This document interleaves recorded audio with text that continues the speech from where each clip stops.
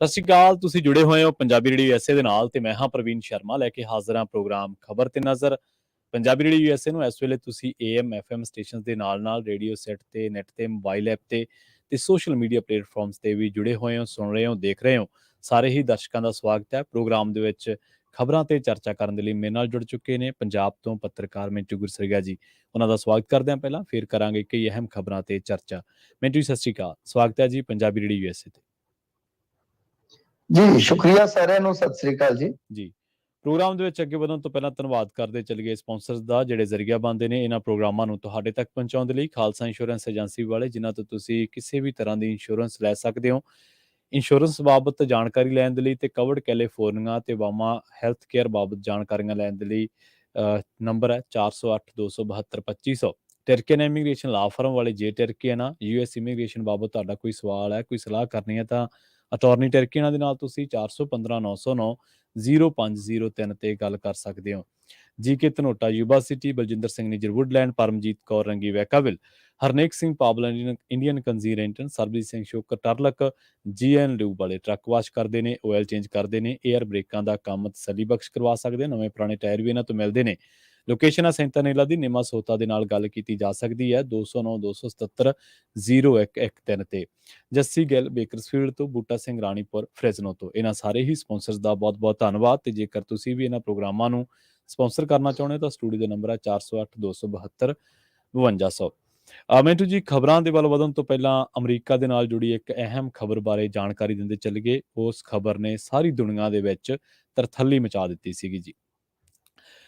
America ਦੇ ਵਿੱਚ ਹੋਇਆ ਕਿ ਜਿਹੜਾ ਏਅਰ ਟ੍ਰੈਫਿਕ ਹੈ ਉਹਦੇ ਨਾਲ ਜੁੜਿਆ ਜਿਹੜਾ ਕੰਪਿਊਟਰ ਸਿਸਟਮ ਆ ਉਹਦੇ ਵਿੱਚ ਕਿਤੇ ਨਾ ਕਿਤੇ ਦਿੱਕਤ ਆ ਗਈ ਸੀਗੀ। ਤੇ US ਦੇ ਵਿੱਚ ਫਲਾਈਟ ਆਪਰੇਸ਼ਨ ਜਿਹੜੇ ਆ ਉਹ ਹੁਣ ਹੌਲੀ ਹੌਲੀ ਸ਼ੁਰੂ ਹੋ ਚੁੱਕੇ ਨੇ। ਤਕਰੀਬਨ 5000 ਫਲਾਈਟਾਂ ਲੇਟ ਹੋਈਆਂ ਨੇ, ਫਲਾਈਟਸ ਲੇਟ ਹੋਈਆਂ ਨੇ। 450 ਤੋਂ ਵੱਧ ਫਲਾਈਟ ਜਿਹੜੀਆਂ ਨੇ ਉਹਨਾਂ ਨੂੰ ਕੈਂਸਲ ਕਰਨਾ ਪਿਆ। 2 ਦਿਨ ਦੇ ਵਿੱਚ 48 ਘੰਟੇ ਲੱਗ ਜਾਣਗੇ ਜਿੰਨਾ ਚਿਰ ਆਪਰੇਸ਼ਨ ਨਾਰਮਲ ਹੋਣਗੇ, ਪਰ ਫਿਲਹਾਲ ਨਾਰਮਲ ਹੋ ਚੁੱਕੇ ਨੇ। ਨੋਟੈਮ, ਜਿਹਨੂੰ ਅਸੀਂ ਨੋਟਿਸ ਟੂ ਏਅਰ ਮਿਸ਼ਨਸ ਕਹਿੰਦੇ ਆ, ਉਹਦੇ ਵਿੱਚ ਖਰਾਬੀ ਆ ਗਈ ਸੀ ਤੇ ਇਸੇ ਕਰਕੇ ਅਮਰੀਕਾ ਦੇ ਵਿੱਚ ਜਿਹੜਾ ਏਅਰ ਟ੍ਰੈਫਿਕ ਆ ਉਹ ਠੱਪ ਹੋ ਗਿਆ ਸੀਗਾ। ਦੁਨੀਆ ਭਰ ਦੇ ਵਿੱਚ ਇਸ ਖਬਰ ਨੇ ਤਰਥੱਲੀ ਮਚਾ ਦਿੱਤੀ। ਪਹਿਲਾਂ ਸੁਣਨ ਦੇ ਵਿੱਚ ਇਹ ਆਇਆ ਕਿ ਸ਼ਾਇਦ ਅਮਰੀਕਾ ਦਾ ਜਿਹੜਾ ਨੋਟੈਮ ਆ ਉਹਨੂੰ ਹੈਕ ਕਰ ਲਿਆ ਗਿਆ, ਜਾਂ ਨੋਟਿਸ ਟੂ ਏਅਰ ਮਿਸ਼ਨਸ ਆ ਉਹਨੂੰ ਹੈਕ ਕਰ ਲਿਆ ਗਿਆ। ਪਰ ਬਾਅਦ ਦੇ ਵਿੱਚ ਜਿਹੜੀ ਫੈਡਰਲ ਐਵੀਏਸ਼ਨ ਐਡਮਿਨਿਸਟ੍ਰੇਸ਼ਨ ਹੈ, ਜਿਹਨੂੰ ਅਸੀਂ ਫੈ ਵੀ ਕਹਿ ਦਿੰਦੇ ਹਾਂ, FAA, ਉਹਦੇ ਮੁਤਾਬਕ 4 ਘੰਟਿਆਂ ਦੀ ਦਿੱਕਤ ਤੋਂ ਬਾਅਦ ਫਲਾਈਟ ਆਪਰੇਸ਼ਨਸ ਹੌਲੀ ਹੌਲੀ ਸ਼ੁਰੂ ਹੋ ਚੁੱਕੇ ਨੇ। ਐਵੀਏਸ਼ਨਸ ਐਕਸਪਰਟ ਜਿਹੜੇ ਨੇ ਉਹ ਦੱਸਦੇ ਨੇ ਕਿ ਇਹਨਾਂ ਨੂੰ ਹੌਲੀ ਹੌਲੀ ਹਾਲਾਤਾਂ ਨੂੰ ਨਾਰਮਲ ਹੋਣ ਦੇ ਵਿੱਚ ਹੋ ਸਕਦਾ 2 ਦਿਨ ਤੱਕ ਦਾ ਸਮਾਂ ਲੱਗ ਜੇ। ਮਾਮਲਾ ਕਿੰਨਾ ਗੰਭੀਰ ਹੈ, ਇਸ ਗੱਲ ਦਾ ਅੰਦਾਜ਼ਾ ਇਸ ਚੀਜ਼ ਤੋਂ ਲਾਇਆ ਜਾ ਸਕਦਾ ਕਿ ਇਸੇ ਮਾਮਲੇ ਤੇ ਵਾਈਟ ਹਾਊਸ ਦੇ ਵਿੱਚ ਐਮਰਜੈਂਸੀ ਮੀਟਿੰਗ ਹੋਈ। ਜਦੋਂ ਇਹ ਸਿਸਟਮ ਬੰਦ ਹੋ ਗਿਆ, ਜਦੋਂ ਇਹ ਸਿਸਟਮ ਸਲੋ ਹੋ ਗਿਆ, ਤਾਂ ਉਸ ਤੋਂ ਬਾਅਦ ਅਮਰੀਕਾ ਦੇ ਨਾਲ ਵਿਸ਼ਵ ਭਰ ਦੇ ਵਿੱਚ ਤਰਥੱਲੀ ਮੱਚ ਗਈ ਕਿ ਕਿਤੇ ਅਮਰੀਕਾ ਦਾ ਜਿਹੜਾ ਨੋਟੈਮ ਆ ਉਹਨੂੰ ਹੈਕ ਕਰ ਲਿਆ ਗਿਆ। ਉਸ ਤੋਂ ਬਾਅਦ ਰਾਸ਼ਟਰਪਤੀ ਜੋ ਬਾਈਡਨ ਨੇ ਟਰਾਂਸਪੋਰਟ ਸੈਕਟਰੀ ਤੋਂ ਰਿਪੋਰਟ ਤਲਬ ਕੀਤੀ। ਬਾਅਦ ਦੇ ਵਿੱਚ ਜਦੋਂ ਮੀਡੀਆ ਦੇ ਨਾਲ ਗੱਲਬਾਤ ਕੀਤੀ ਗਈ, ਪਤਾ ਲੱਗਿਆ, ਜਾਂਚ ਹੋਈ ਕਿ ਕੀ ਹੋਇਆ, ਤਾਂ ਉਸ ਤੋਂ ਬਾਅਦ ਕਿਹਾ ਕਿ ਜਿੰਨੇ ਵੀ ਏਅਰਕ੍ਰਾਫਟ ਨੇ ਉਹ ਸੇਫ ਲੈਂਡਿੰਗ ਕਰ ਸਕਦੇ ਨੇ। ਹਾਂ, ਇਹ ਜ਼ਰੂਰ ਹੈ ਕਿ ਹੁਣ ਅਸੀਂ ਕਿਸੇ ਨੂੰ ਟੇਕ ਆਫ ਦੀ ਜਿਹੜੀ ਮਨਜ਼ੂਰੀ ਆ ਉਹ ਨਹੀਂ ਦੇ ਸਕਦੇ। ਅਮਰੀਕਾ ਦੇ ਹਵਾਲੇ ਤੋਂ ਇਹ ਬਹੁਤ ਵੱਡੀ ਖਬਰ ਆ ਔਰ ਵਿਸ਼ਵ ਭਰ ਦੇ ਵਿੱਚ, ਕਿਉਂਕਿ 5000 ਫਲਾਈਟਸ ਲੇਟ ਹੋਣੀਆਂ, 450 ਡੋਮੈਸਟਿਕ ਫਲਾਈਟਸ ਨੂੰ ਕੈਂਸਲ ਕਰਨਾ, ਇਹ ਕੋਈ ਛੋਟੀ ਮੋਟੀ ਗੱਲ ਨਹੀਂ ਹੈ। ਤੇ ਜਦੋਂ ਗੱਲ ਏਅਰ ਟ੍ਰੈਫਿਕ ਦੀ ਆ ਜਾਂਦੀ ਹੈ ਤਾਂ ਉਦੋਂ ਦਿੱਕਤਾਂ ਹੋਰ ਪਰੇਸ਼ਾਨੀਆਂ ਵੱਧ ਜਾਂਦੀਆਂ ਨੇ। ਸੋ ਹੁਣ ਇਹਦੀ ਜਿਹੜੀ ਲਾਪਰਵਾਹੀ ਆ ਉਹਦੇ ਤੇ ਵੀ ਚਰਚਾ ਚੱਲਣ ਲੱਗੀ ਆ। ਪਤਾ ਲੱਗਿਆ ਨਿਊਯਾਰਕ ਟਾਈਮਸ ਦੇ ਮੁਤਾਬਕ, ਜਿਹੜੀ ਖਬਰ ਆਈ ਆ ਉਹਦੇ ਮੁਤਾਬਕ ਫੈਡਰਲ ਐਵੀਏਸ਼ਨ ਦੇ ਵਿੱਚ ਐਡਮਿਨਿਸਟ੍ਰੇਸ਼ਨ ਦੇ ਵਿੱਚ ਕੋਈ ਵੀ ਪਰਮਾਨੈਂਟ ਚੀਫ ਨਹੀਂ ਹੈ। ਇਹਦੇ ਤੇ ਹੁਣ ਬਹੁਤ ਸਾਰੀਆਂ ਉਂਗਲਾਂ ਉੱਠ ਰਹੀਆਂ ਨੇ। ਪਿਛਲੇ ਹਫ਼ਤੇ ਬਾਈਡਨ ਨੇ ਫਿਲਿਪ ਵਾਸ਼ਿੰਗਟਨ ਨੂੰ ਨੋਮੀਨੇਟ ਕੀਤਾ ਸੀਗਾ। ਹੁਣ ਦਿੱਕਤ ਇਹ ਹੈ ਕਿ ਉਹਨਾਂ ਦੇ ਨਾਮ ਨੂੰ ਸੈਨੇਟ ਤੋਂ ਮਨਜ਼ੂਰੀ ਮਿਲਦੀ ਹੈ ਜਾਂ ਸੈਨੇਟ ਦੇ ਸੈਸ਼ਨ ਦੇ ਵਿੱਚ ਇੰਤਜ਼ਾਰ ਦੇ ਵਿੱਚ ਇਹ ਜਿਹੜੀ ਅਪਾਇੰਟਮੈਂਟ ਹੈ ਇਹ ਲੜਕੀ ਹੋਈ ਹੈ, ਮਤਲਬ ਇਹ ਹਲੇ ਸਿਰੇ ਨਹੀਂ ਲੱਗੀ। ਇਹ ਹੈਗਾ ਕਿ ਹੁਣ ਜਿਹੜੀ ਆਹ ਘਟਨਾ ਵਾਪਰ ਗਈ ਆ, ਉਸ ਤੋਂ ਬਾਅਦ ਬਾਈਡਨ ਦਾ ਜਿਹੜਾ ਪ੍ਰਸ਼ਾਸਨ ਆ ਉਹ ਰਿਪਬਲਿਕਨਸ ਦੇ ਨਿਸ਼ਾਨੇ ਤੇ ਆ ਗਿਆ। ਉਹਨਾਂ ਨੂੰ ਕਾਫੀ ਵਿਰੋਧ ਦਾ ਤੇ ਆਲੋਚਨਾ ਦਾ ਸਾਹਮਣਾ ਕਰਨਾ ਪਿਆ, ਪਰ ਬਾਅਦ ਦੇ ਵਿੱਚ ਪੂਰੇ ਅਮਰੀਕਾ ਭਰ ਨੂੰ ਇੱਥੋਂ ਥੋੜੀ ਜਿਹੀ ਤਸੱਲੀ ਹੋਈ ਜਦੋਂ ਵਾਈਟ ਹਾਊਸ ਤੋਂ ਕਿਹਾ ਗਿਆ ਕਿ ਇਹ ਇੱਕ ਸਾਈਬਰ ਅਟੈਕ ਨਹੀਂ ਹੈ। ਵਾਈਟ ਹਾਊਸ ਦੀ ਪ੍ਰੈਸ ਸੈਕਟਰੀ ਕੈਰਨ ਜੇਨ ਨੇ, ਜਿਨ੍ਹਾਂ ਨੇ ਇਹ ਕਈ ਮੀਡੀਆ ਅਦਾਰਿਆਂ ਦੇ ਨਾਲ ਗੱਲਬਾਤ ਕੀਤੀ, ਇਸ ਤੇ ਜਿਹੜਾ NBC ਨਿਊਜ਼ ਦੇ ਹਵਾਲੇ ਦੇ ਨਾਲ ਆਪਾਂ ਗੱਲ ਕਰਾਂਗੇ, ਉਹਨਾਂ ਨੇ ਕਿਹਾ ਕਿ ਕੋਈ ਵੀ ਇਹੋ ਜਿਹੀ ਗੱਲ ਨਹੀਂ ਹੈ ਜਿਹਦੇ ਵਿੱਚ ਅਸੀਂ ਸਾਈਬਰ ਅਟੈਕ ਦਾ ਗੱਲ ਕਹਿ ਸਕੀਏ, ਨਾ ਇਹ ਸਾਈਬਰ ਅਟੈਕ ਦਾ ਮਾਮਲਾ ਹੈ, ਪਰ ਅਸੀਂ ਇਹਨੂੰ ਪੂਰੀ ਗੰਭੀਰਤਾ ਦੇ ਨਾਲ ਜਾਂਚ ਦੇ ਹੁਕਮ ਦਿੱਤੇ ਗਏ ਨੇ। ਪਰ ਹਲੇ ਵੀ ਟਾਈਮ ਦੇ ਵਿੱਚ ਜਿਹੜੇ ਉੱਥੋਂ ਦੇ ਹਾਲਾਤ ਨੇ, ਹਲੇ ਵੀ ਵਾਈਟ ਹਾਊਸ ਤੇ ਟਾਈਮ ਦੇ ਵਿੱਚ ਹਾਲਾਤ ਨਾਰਮਲ ਨਹੀਂ ਹੋਏ। ਫੈਡਰਲ ਐਵੀਏਸ਼ਨ ਐਡਮਿਨਿਸਟ੍ਰੇਸ਼ਨ ਹੈ ਜਿਹੜੀ, ਉਹਦੇ ਵਿੱਚ ਵੀ ਹਲੇ ਬਹੁਤ ਸਾਰੀ ਤਰਥੱਲੀ ਹੈ, ਪਰ ਰਾਹਤ ਵਾਲੀ ਗੱਲ ਇਹ ਹੈ ਕਿ ਹੁਣ ਤਕਰੀਬਨ ਜਿਹੜੇ ਆਪਰੇਸ਼ਨਸ ਆ ਉਹ ਸ਼ੁਰੂ ਹੋ ਚੁੱਕੇ ਆ। ਸੋ ਅਮਰੀਕਾ ਦੇ ਹਵਾਲੇ ਦੇ ਨਾਲ ਇਹ ਖਬਰ ਤੁਹਾਡੇ ਸਾਰਿਆਂ ਦੇ ਨਾਲ ਸਾਂਝੀ ਕਰਨੀ ਬਣਦੀ ਸੀ। ਮਿੰਟੂ ਜੀ, ਤੁਸੀਂ ਇਸ ਖਬਰ ਤੇ ਜੇ ਕੋਈ ਟਿੱਪਣੀ ਕਰਨਾ ਚਾਹੋ ਤਾਂ ਜੀ। ਨਹੀਂ ਦੇਖੋ, ਇਹ ਬਹੁਤ ਵੱਡੀ ਇੱਕ ਤਰ੍ਹਾਂ ਨਾਲ ਘਟਨਾ ਹੈ ਜੀ। ਵੈਸੇ ਤੇ ਅਮਰੀਕਾ ਦੇ ਵਿੱਚ ਇਸ ਤਰ੍ਹਾਂ ਦੀ ਗੜਬੜ ਨਹੀਂ ਹੁੰਦੀ, ਪਰ ਗੱਲ ਕੀ ਹੈ ਕਿ ਹੁਣ ਜਦੋਂ ਸਾਰਾ ਕੁਝ ਤਕਨੀਕ ਤੇ ਨਿਰਭਰ ਹੈ ਤਾਂ ਬਹੁਤ ਹੱਦ ਤੱਕ ਇਹ ਤੇ ਕਦੇ ਆਪਾਂ ਉਮੀਦ ਲਾ ਹੀ ਨਹੀਂ ਸਕਦੇ ਕਿ ਸਾਰੀ ਲੋਕਾਈ ਦੇ ਜਦੋਂ ਤੱਕ ਇਹ ਲੋਕਾਈ ਚੱਲੇਗੀ ਉਦੋਂ ਤੱਕ ਕੋਈ ਫੇਲਿਅਰ ਨਹੀਂ ਹੋਏਗੀ। ਸਿਸਟਮੈਟਿਕਲੀ ਫੇਲਿਅਰ ਕਦੇ ਕਦੇ ਹੋ ਜਾਂਦੀ ਆ, ਪਰ ਇਹ ਇਲੈਕਸ਼ਨਾਂ ਦੇ ਵਿੱਚ ਵੀ ਮੁੱਦਾ ਉੱਠਿਆ ਕਿ ਇਹਨਾਂ ਦੀਆਂ ਇਲੈਕਸ਼ਨਾਂ 'ਚ ਵੀ ਰੂਸ ਨੇ ਦਖਲ ਦਿੱਤਾ ਸੀਗਾ। ਬਾਅਦ ਦੇ ਵਿੱਚ ਇਹ ਚੀਜ਼ਾਂ ਹੁਣ ਹੈਕ ਨਾਲ, ਤੁਸੀਂ ਕਹਿ ਰਹੇ ਹੋ ਕਿ ਹੈਕਿੰਗ ਦੀ ਤਾਂ ਇਹ ਘਟਨਾ ਨਹੀਂ ਹੈ, ਤਾਂ ਘੱਟੋ ਘੱਟ ਇਹਦੀ ਪੁਸ਼ਟੀ ਕੀਤੀ ਹੈ। ਪਰ ਗੱਲ ਇਹ ਹੈ ਕਿ ਹਾਲੇ ਜਾਂਚ ਪੜਤਾਲ ਜਦੋਂ ਪੂਰੀ ਹੋਏਗੀ ਫਿਰ ਪਤਾ ਲੱਗੇਗਾ, ਤੁਹਾਡੀਆਂ ਏਜੰਸੀਆਂ ਜਦੋਂ ਦੱਸਣਗੀਆਂ ਆਫੀਸ਼ੀਅਲੀ ਕਿ ਵਾਕਿਆ ਕੀ ਹੋਇਆ। ਨੋਟਾਮ ਤਾਂ ਇਹਦੀ ਇੱਕ ਤਰ੍ਹਾਂ ਨਾਲ ਕਹਿ ਲਓ ਕਿ ਕੋਡ ਲੈਂਗੁਏਜ ਹੁੰਦੀ ਹੈ, ਉਹ ਇੱਕ ਪੈਟਰਨ ਹੈ ਜਿਹਦੇ ਤੇ ਕੰਮ ਕਰਦੇ ਨੇ ਇਹ। ਮੰਨ ਲਓ ਕਿਸੇ ਇਲਾਕੇ ਦੇ ਵਿੱਚ ਕੁਝ ਫਲਾਇੰਗ ਐਕਟੀਵਿਟੀਜ਼ ਚੱਲ ਰਹੀਆਂ ਤਾਂ ਉਹਦੀ ਜਾਣਕਾਰੀ ਪਹਿਲਾਂ ਹੀ ਨੋਟਾਮ ਦੇ ਜ਼ਰੀਏ ਦੇ ਦਿੱਤੀ ਜਾਂਦੀ। ਮਸਲਨ 에ਅਰ ਸ਼ੋ ਹੈ, ਪੈਰਾਸ਼ੂਟ ਜੰਪਿੰਗ ਹੈ, ਗਲਾਈਡਿੰਗ ਇਵੈਂਟ ਹੈ, ਜਾਂ ਇਸ ਤਰ੍ਹਾਂ ਦਾ ਕੁਝ ਵੀ ਹੈ, ਤਾਂ ਇਹ ਪਹਿਲਾਂ ਹੀ ਜਾਣਕਾਰੀ ਜਿਹੜੀ ਪਾਇਲਟਸ ਤੇ ਕਰੂ ਨੂੰ ਹੋ ਜਾਂਦੀ ਹੈ। ਹੁਣ ਤੁਸੀਂ ਦੇਖੋ ਕਿ ਜੇ ਇਹ ਜਾਣਕਾਰੀ ਨਹੀਂ ਹੈ ਦਿੱਤੀ ਤਾਂ ਫਿਰ ਬਹੁਤ ਵੱਡਾ ਇੱਕ ਤਰ੍ਹਾਂ ਨਾਲ ਝਮੇਲਾ ਹੈ। ਸੋ ਇਹ ਚੀਜ਼ਾਂ ਛੋਟੀਆਂ ਨਹੀਂ ਆ, ਹਾਲ ਦੀ ਘੜੀ ਇੰਤਜ਼ਾਰ ਕਰਦੇ ਆ ਕਿ ਕਾਰਨ ਅਸਲੀ ਕੀ ਰਹੇ ਨੇ। ਪਰ ਜੋ ਵੀ ਹੈ, ਅਮਰੀਕਾ ਦੇ ਲਿਹਾਜ਼ ਨਾਲ ਦੇਖੋਗੇ ਤਾਂ ਬਹੁਤ ਵੱਡੀ ਇਹ ਘਟਨਾ ਹੈ। ਪਰ ਇਹੋ ਜਿਹੀ ਘਟਨਾ ਇੱਕ ਇੰਡੀਆ 'ਚ ਵੀ ਵਾਪਰੀ ਆ ਪਿਛਲੇ ਦਿਨੀ, ਉਹ ਤੁਸੀਂ ਨਹੀਂ ਗੌਲੀ ਹੋਣੀ ਸ਼ਾਇਦ। ਜਿਹੜਾ ਹੈਗਾ ਬੰਬੇ 에ਅਰਪੋਰਟ ਆ, ਮੁੰਬਈ 에ਅਰਪੋਰਟ ਹੈ, ਜਿਹਨੂੰ ਹੁਣ ਅਡਾਨੀ ਹੋਰਾਂ ਨੇ ਲਿਆ ਹੋਇਆ ਠੇਕੇ ਤੇ, ਤਾਂ ਉੱਥੇ ਵੀ ਇੱਕ ਤਰ੍ਹਾਂ ਨਾਲ ਕਹਿ ਲਓ ਕਿ ਸਿਸਟਮ ਫੇਲ ਕਰ ਗਿਆ ਸੀ, ਸਰਵਰ ਬਿਲਕੁਲ ਨਾਕਸ ਹੋ ਗਏ ਸਨ। ਤਾਂ ਉਹਦਾ ਨਤੀਜਾ ਕੋਈ ਹੋਇਆ ਸੀ ਕਿ 4 ਘੰਟੇ 5 ਘੰਟੇ ਉੱਥੇ ਤਰਥੱਲੀ ਮਚ ਗਈ ਸੀ। ਤਾਂ ਇਹ ਚੀਜ਼ਾਂ ਜਿਹੜੀਆਂ ਵਾਪਰ ਰਹੀਆਂ ਨੇ, ਤਾਂ ਇਹ ਬਹੁਤ ਕੁਝ ਧਿਆਨ ਦੇਣ ਦੀ ਜ਼ਰੂਰਤ ਹੈ। ਜੀ ਮੈਂਡੂ ਜੀ, ਤੁਸੀਂ ਉਹਨਾਂ ਲੋਕਾਂ ਬਾਰੇ ਸੋਚ ਕੇ ਵੇਖੋ ਜਿਹੜੇ ਉਸ ਟਾਈਮ ਇਹ ਟਰੈਵਲ ਕਰ ਰਹੇ ਹੋਣਗੇ, ਉਹਨਾਂ ਦੇ ਪਰਿਵਾਰਾਂ ਤੇ ਕੀ ਬੀਤ ਰਹੀ ਹੋਊਗੀ। ਸਰਕਾਰਾਂ ਦੇ ਵਿੱਚ ਵਾਈਟ ਹਾਊਸ ਤੇ ਐਮਰਜੈਂਸੀ ਮੀਟਿੰਗ ਹੋਈ ਹੈ, ਸੋ ਕੀ ਸਰਕਾਰ, ਜੀ ਆਪਾਂ ਆਪਣੀ ਸਰਕਾਰ, ਪੰਜਾਬ ਦੀ ਸਰਕਾਰ ਵੱਲ ਪਰਤੀਏ। ਮਿੰਟੂ ਜੀ ਕਹਿੰਦੇ PCS ਕੰਮ ਤੇ ਪਰਤਿਆ ਜੀ, ਮੁੱਖ ਮੰਤਰੀ ਨੇ ਭਰੋਸਾ ਦਿੱਤਾ। ਹਾਂਜੀ, ਭਰੋਸਾ ਵੀ ਦਿੱਤਾ ਤੇ ਉਹਨੇ ਦਾਅਵਾ ਵੀ ਦਿੱਤਾ ਸੀਗਾ ਕਿ 2 ਵਜੇ ਤੱਕ ਆ ਜਾਓ, ਨਹੀਂ ਤਾਂ ਬਈ ਮੈਂ ਚੱਕ ਦੇਣੇ ਆ ਫਟੇ। ਤਾਂ ਫਿਰ ਜਿਵੇਂ ਹੀ ਇਹ ਦਬਕਾ ਬਚਾ, ਤਿਵੇਂ ਨਾਲ ਦੀ ਨਾਲ ਸੋਸ਼ਲ ਮੀਡੀਆ ਤੇ ਮਾਨ ਮਾਨ ਮਾਨ ਮਾਨ ਰੱਖ ਲਿਆ ਮਾਨ, ਹੁਣ ਅੜ ਜਾ ਮਾਨ, ਖੜ ਜਾ ਮਾਨ, ਇਸ ਤਰ੍ਹਾਂ ਦੇ ਚੱਲ ਪਏ ਸਪੋਰਟਰਾਂ ਦੇ ਨਾਰੇ। ਤਾਂ ਅਖੀਰ ਦੇ ਵਿੱਚ ਕੀ ਹੋਇਆ ਕਿ ਬਾਅਦ ਦੁਪਹਿਰ PC ਕਰਕੇ PCS ਆਪ ਹੀ ਇਹ ਜਾਣਕਾਰੀ ਦਿੰਦੇ ਨੇ ਕਿ ਦੇਖੋ ਸਾਡੀ ਗੱਲਬਾਤ ਸੁਣ ਲਈ ਗਈ ਆ, ਸਾਨੂੰ ਚੀਫ ਮਿਨਿਸਟਰ ਨੇ ਭਰੋਸਾ ਦਿੱਤਾ, ਉਹ ਸਾਡੀਆਂ ਗੱਲਾਂ ਤੇ ਗੌਰ ਕਰੂਗੇ। ਫਿਰ ਜਿਹੜੇ ਪ੍ਰਿੰਸੀਪਲ ਸੈਕਟਰੀ ਆ ਵੇਨੂ ਗੋਪਾਲ ਜੀ, ਉਹ ਵੀ ਪੱਤਰਕਾਰਾਂ ਨੂੰ ਬੋਲ ਕੇ ਗਏ ਕਿ ਸਾਰੀ ਗੱਲਬਾਤ ਹੋ ਗਈ ਹੈ। ਐਕਚੁਅਲ ਦੇ ਵਿੱਚ ਪਹਿਲਾਂ ਵੀ ਮੀਟਿੰਗ ਹੋਈ ਸੀਗੀ ਮੁੱਖ ਮੰਤਰੀ ਦੇ ਨਾਲ, ਇਹ ਦੁਬਾਰਾ ਮੀਟਿੰਗ ਕੀਤੀ ਹੈ, ਕੁਝ ਉਹਨਾਂ ਦੇ ਡਾਊਟਸ ਸੀਗੇ ਉਹ ਅਸੀਂ ਕਲੀਅਰ ਕਰ ਦਿੱਤੇ ਹਨ। ਦੇਖੋ, ਇਹ 2 ਲੌਬੀਆਂ ਨੇ ਅਫਸਰਾਂ ਦੀਆਂ ਇੱਥੇ ਜਿਹੜੀਆਂ ਇਸ ਵੇਲੇ ਰੌਲਾ ਪਾ ਕੇ ਬੈਠੀਆਂ। ਵੈਸੇ ਤਾਂ ਹੁਣ ਉਹ ਸਾਰੀਆਂ ਲੌਬੀਆਂ ਨੂੰ ਤੁਸੀਂ ਇਕੱਠੇ ਹੀ ਕਰ ਦਿਓ ਕਿ ਇੱਕ ਅਫਸਰਸ਼ਾਹੀ ਲੌਬੀ। ਤਾਂ ਮਸਲਾ ਕੀ ਹੈ ਕਿ 2 ਵੱਖ-ਵੱਖ FIR ਹੋਈਆਂ ਸੀਗੀਆਂ। ਇੱਕ ਹੋਈ ਸੀਗੀ ਇੰਡਸਟਰੀਅਲ ਪਾਰਕ ਘੁਟਾਲੇ ਦੀ, ਪਲਾਟ ਘੁਟਾਲੇ ਦੀ, ਤੇ ਦੂਸਰੀ ਸੀਗੀ ਇੱਕ FIR ਹੋਈ ਆ PCS ਧਾਲੀਵਾਲ ਦੇ ਖਿਲਾਫ, ਜਿਹਨੂੰ 4 ਲੱਖ ਰਿਸ਼ਵਤ ਦੇ ਦੋਸ਼ ਹੇਠ ਫੜਿਆ ਗਿਆ ਸੀਗਾ। ਤਾਂ ਇਧਰੋਂ ਇਹ PCS ਹੜਤਾਲ ਤੇ ਚਲੇ ਗਏ, ਕੰਮ ਛੱਡ ਗਏ। ਤਾਂ ਉਧਰੋਂ ਆਈਐਸ, ਦੋਵਾਂ ਦੀ ਮੰਗ ਇੱਕੋ ਹੈ ਕਿ ਸਾਡੇ ਬੰਦਿਆਂ ਦੇ ਖਿਲਾਫ FIR ਜਿਹੜੀ ਆ ਕੈਂਸਲ ਕਰ ਦਿਓ, ਬੰਦੇ ਬਾਹਰ ਕੱਢ ਦਿਓ ਜੀ। ਜੀ ਤਾਂ ਹੁਣ ਦੇਖੋ, ਜਿਹੜਾ ਉਹ PCS ਹੈ ਉਹਨੂੰ ਤਾਂ ਜੇਲ੍ਹ 'ਚ ਘੱਲਿਆ। ਸੋਚ ਕੇ ਵੇਖੋ, ਜੇ ਅੱਜ ਇਹ ਗੱਲ ਇਹ ਕਹਿੰਦੇ ਨੇ ਕਿ 400 ਕਰੋੜ ਦਾ ਘੁਟਾਲਾ, 500 ਕਰੋੜ ਦਾ ਘੁਟਾਲਾ ਹੈ, ਜੇ ਉਸ FIR ਨੂੰ ਰੱਦ ਕਰ ਦਿੱਤਾ ਜਾਂਦਾ ਹੈ ਤਾਂ ਫਿਰ ਉਹਦੇ ਪੱਲੇ ਕੀ ਰਹਿੰਦਾ ਕੇਸ ਦੇ? ਫਿਰ ਤਾਂ ਸਾਰਾ ਕੇਸ ਹੀ ਡਿੱਗ ਪਏਗਾ।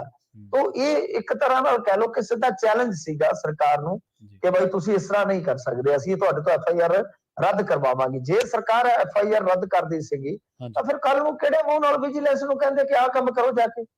ਵਿਜੀਲੈਂਸ ਕਹੇਗੀ ਪਹਿਲਾਂ ਲਿਖ ਕੇ ਦਿਓ ਕਿ ਅੜੋਗੇ ਤੁਸੀਂ, ਤੁਹਾਡੀ ਰੀੜ ਦੀ ਹੱਡੀ ਟਿਕੀ ਰਹਿ ਗਈ। ਇਸ ਕਰਕੇ ਇਹਨਾਂ ਦੇ ਕੋਲ ਕੋਈ ਬਦਲ ਨਹੀਂ ਸੀਗਾ। ਬਦਲ ਬਸ ਇਹੀ ਸੀਗਾ ਕਿ ਹੁਣ ਅੜਨਾ ਪੈਣਾ ਹੈ। ਤਾਂ ਬਈ ਇਹ ਅੜੇ ਆ, ਤਾਂ ਸਾਰਿਆਂ ਨੇ ਸਪੋਰਟ ਵੀ ਕੀਤੀ ਆ। ਤਾਂ ਅਫਸਰਸ਼ਾਹੀ ਨੇ ਅੱਜ ਬਹੁਤ ਨਮੋਸ਼ੀ ਝੱਲੀ ਆ, ਮਤਲਬ ਕਿ ਬਹੁਤ ਢਿੱਲੇ ਜੇ ਮੂੰਹ ਦੇ ਨਾਲ ਆ ਕੇ ਤੇ ਉਹਨਾਂ ਨੂੰ ਇਹ ਕਹਿਣਾ ਪਿਆ ਕਿ ਅਸੀਂ ਜੀ ਹੁਣ ਦੁਬਾਰਾ ਆਪਣੇ ਦਫ਼ਤਰਾਂ 'ਚ ਜਾ ਰਹੇ ਹਾਂ। ਤਾਂ ਗੱਲ ਇਹ ਆ ਕਿ ਬਈ ਇਹਨਾਂ ਨੂੰ ਪਹਿਲਾਂ ਸੋਚਣਾ ਚਾਹੀਦਾ, ਵਿਚਾਰਨਾ ਚਾਹੀਦਾ ਹੈ ਕਿ ਬਈ ਇੱਥੇ ਜਿਹੜਾ ਸਾਰਾ ਕੁਝ ਚੱਲਦਾ ਪਿਆ ਉਹ ਠੀਕ ਨਹੀਂ ਹੈ। ਤੁਸੀਂ ਕੰਮ ਕਰ ਛੱਡਦੇ ਹੋ, ਲੋਕ ਖੱਜਲ ਹੁੰਦੇ ਆ, ਫਿਰ ਲੋਕ ਤਾਂ ਤੁਹਾਡੇ ਵਿਰੋਧ 'ਚ ਖੜਨਗੇ। ਇੱਕ ਤਾਂ ਦੇਖੋ ਮਸਲੇ ਹੈਗੇ ਨੇ ਰਿਸ਼ਵਤਖੋਰੀ ਦੇ, ਇੱਕ ਤੇ ਮਸਲੇ ਹੈਗੇ ਨੇ ਘਪਲੇਬਾਜ਼ੀ ਦੇ, ਉੱਤੋਂ ਤੁਸੀਂ ਕਹੋ ਕਿ ਬਈ ਹੜਤਾਲ ਆ ਸਾਡੀ, ਆਪ FIR ਰੱਦ ਕਰਾਓ। ਲੋਕੀ ਕਹਿੰਦੇ ਆ ਕਿ ਅਸੀਂ ਧੱਕੇ ਕਾਤੋਂ ਖਾ ਰਹੇ ਹਾਂ ਬਈ? ਇੱਕ ਤਾਂ ਤੁਸੀਂ ਸਾਡੇ ਸਰਵੈਂਟ ਹੋ, ਤੁਹਾਡੇ ਕਰਕੇ ਅਸੀਂ ਦੁੱਗਣੇ ਧੱਕੇ ਖਾ ਰਹੇ ਹਾਂ। ਦੂਜੀ ਗੱਲ ਹੋਰ ਵੀ ਹੈ, ਲੋਕ ਇੱਥੋਂ ਤੱਕ ਕਹਿੰਦੇ ਕਿ ਕੱਲ ਨੂੰ ਤਾਂ ਕਾਲੇ ਕੱਛਿਆਂ ਵਾਲੇ ਬਣਾ ਲੈਣਗੇ ਆਪਣੀ ਯੂਨੀਅਨ, ਅਸੀਂ ਨਹੀਂ ਆਪਣਾ ਬੰਦਾ ਅੰਦਰ ਜਾਣ ਦਿੰਦੇ। ਕੱਲ ਨੂੰ ਚੋਰ ਕਹਿ ਦੇਣਗੇ, ਆ ਝਪਟਮਾਰੀ ਕਹਿ ਦੇਣਗੇ ਕਿ ਸਾਡਾ ਬੰਦਾ ਨਾ ਚੱਕੋ ਬਈ। ਇਸ ਕਰਕੇ ਇਹ ਕੋਈ ਮਤਲਬ ਕਿ ਠੋਸ ਇਹਨਾਂ ਦੀ ਦਲੀਲ ਨਹੀਂ ਸੀ ਹੈਗੀ ਕਿ FIR ਰੱਦ ਕਰੋ ਜੀ, ਇਹ ਕਰੋ, ਮੰਗਾ ਮੰਨੋ। ਹਾਂ, ਤੁਸੀਂ ਆਪਣੀ ਗੱਲ ਜਿਹੜੀ ਆ ਉੱਥੇ ਰੱਖ ਸਕਦੇ ਹੋ, ਸਰਕਾਰ ਤੱਕ ਪਹੁੰਚਾ ਸਕਦੇ ਹੋ, ਪਰ ਆ ਜਿਹੜਾ ਕੰਮ ਆ ਕਿ ਅਸੀਂ ਆ ਕੰਮ ਛੱਡਿਆ ਜੀ, ਆ ਦਫ਼ਤਰ ਬੰਦ ਕੀਤੇ ਆ, ਲੋਕ ਹੁਣ ਬਹੁਤੀ ਦੇਰ ਬਰਦਾਸ਼ਤ ਨਹੀਂ ਕਰਨਗੇ। ਲੋਕਾਂ ਦਾ ਇੱਕੋ ਰਾਹ ਹੈਗਾ ਕਿ ਉਹ ਸਰਕਾਰ ਨੂੰ ਪ੍ਰੈਸ਼ਰਾਈਜ਼ ਕਰਨਗੇ ਤੇ ਸਰਕਾਰ ਫਿਰ ਇਤਨਾ ਹੀ ਚੱਲੇਗੀ ਜਿੱਦਾਂ ਫਿਰ ਚੱਲਦੇ ਆ ਤੁਸੀਂ। ਜੀ ਅਗਲੀ ਖਬਰ ਦੇ ਵੱਲ ਵਧੀਏ ਮਿੰਟੂ ਜੀ। ਤੇ ਕੁਲਦੀਪ ਸਿੰਘ ਬਾਜਵਾ ਦੇ ਨਾਮ ਤੇ ਹੁਣ ਸਟੇਡੀਅਮ ਬਣਾਉਣ ਤੇ ਸੜਕ ਦਾ ਨਾਮ ਰੱਖਣ ਦਾ ਐਲਾਨ ਕੀਤਾ ਗਿਆ ਜੀ। ਦੇਖੋ, ਚੰਗੀ ਗੱਲ ਇਹ ਹੈ ਕਿ ਭਗਵੰਤ ਮਾਨ ਖੁਦ ਇਸ ਮੁੰਡੇ ਦੇ ਘਰ ਗਏ ਨੇ ਜੀ। ਜਿਹੜਾ ਬੰਦਾ ਆਪਣੀ ਡਿਊਟੀ ਤੋਂ ਆਪਣੀ ਜਾਨ ਨਿਸ਼ਾਵਰ ਕਰ ਗਿਆ, ਉਹਦੇ ਨਾਲ ਦਾ ਕੋਈ ਬੰਦਾ ਨਹੀਂ ਹੁੰਦਾ। ਬਿਲਕੁਲ ਸਹੀ। ਡਿਊਟੀ ਜਿਹੜੀ ਬੰਦੇ ਦੀ ਰੋਜੀ ਹੁੰਦੀ ਆ, ਜਿਹੜਾ ਬੰਦਾ ਉਹਦੇ ਲਈ ਮਰ ਮਿਟ ਹੀ ਗਿਆ, ਉਹਦੇ ਤੋਂ ਵੱਡਾ ਕੋਈ ਬੰਦਾ ਨਹੀਂ ਹੈ। ਖੈਰ, ਉਹਦੇ ਵਾਸਤੇ ਜ਼ਮੀਰ ਹੀ ਨਾ ਮਾਰੇ, ਬਸ ਇੰਨੀ ਵੀ ਬਹੁਤ ਵੱਡੀ ਗੱਲ ਹੁੰਦੀ ਹੈ। ਤੇ ਇਸ ਮਾਮਲੇ 'ਚ ਇਹਨਾਂ ਨੇ ਦੇਖੋ ਐਲਾਨ ਕੀਤਾ ਹੋਇਆ ਸੀਗਾ ਕਿ ਅਸੀਂ ਕਰੋੜ ਰੁਪਈਆ ਦੇਵਾਂਗੇ, ਕਰੋੜ ਰੁਪਈਆ ਬੀਮੇ ਦਾ, 2 ਕਰੋੜ ਰੁਪਈਏ ਦਾ ਚੈੱਕ ਜਿਹੜਾ ਖੁਦ ਮਾਨ ਸਾਹਿਬ ਨੇ ਜਾ ਕੇ ਆਪ ਸੌਂਪਿਆ ਵਾ।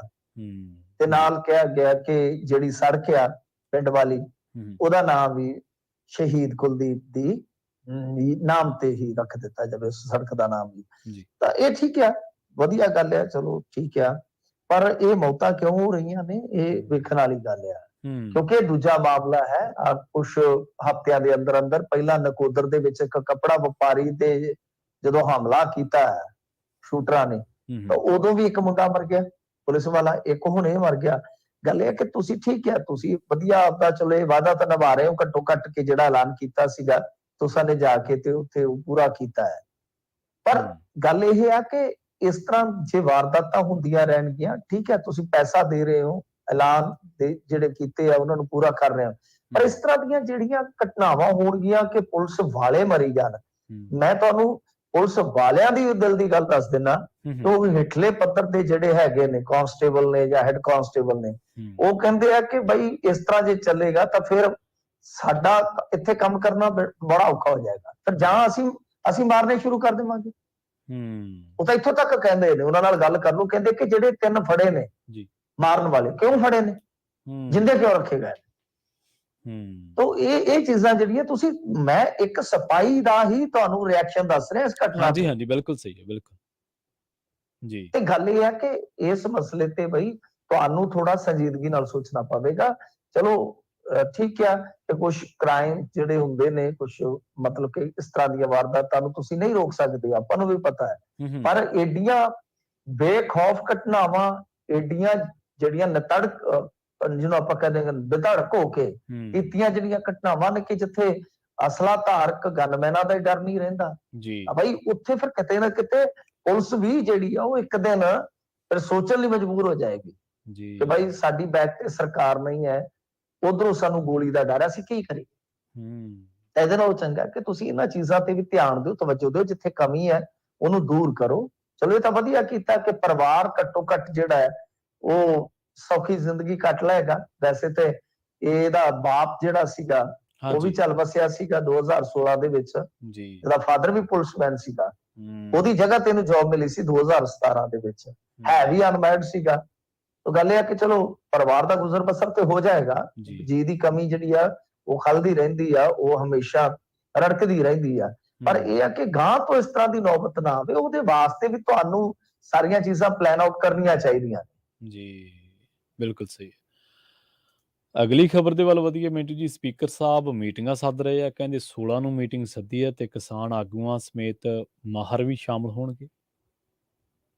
ਹਾਂਜੀ ਦੇਖੋ, ਇਹ ਜੀਐਮ ਸਰੋਂ ਦੇ ਮੁੱਦੇ ਤੇ ਇਹਨਾਂ ਨੇ ਸੱਦ ਲਈ ਹੈ ਮੀਟਿੰਗ।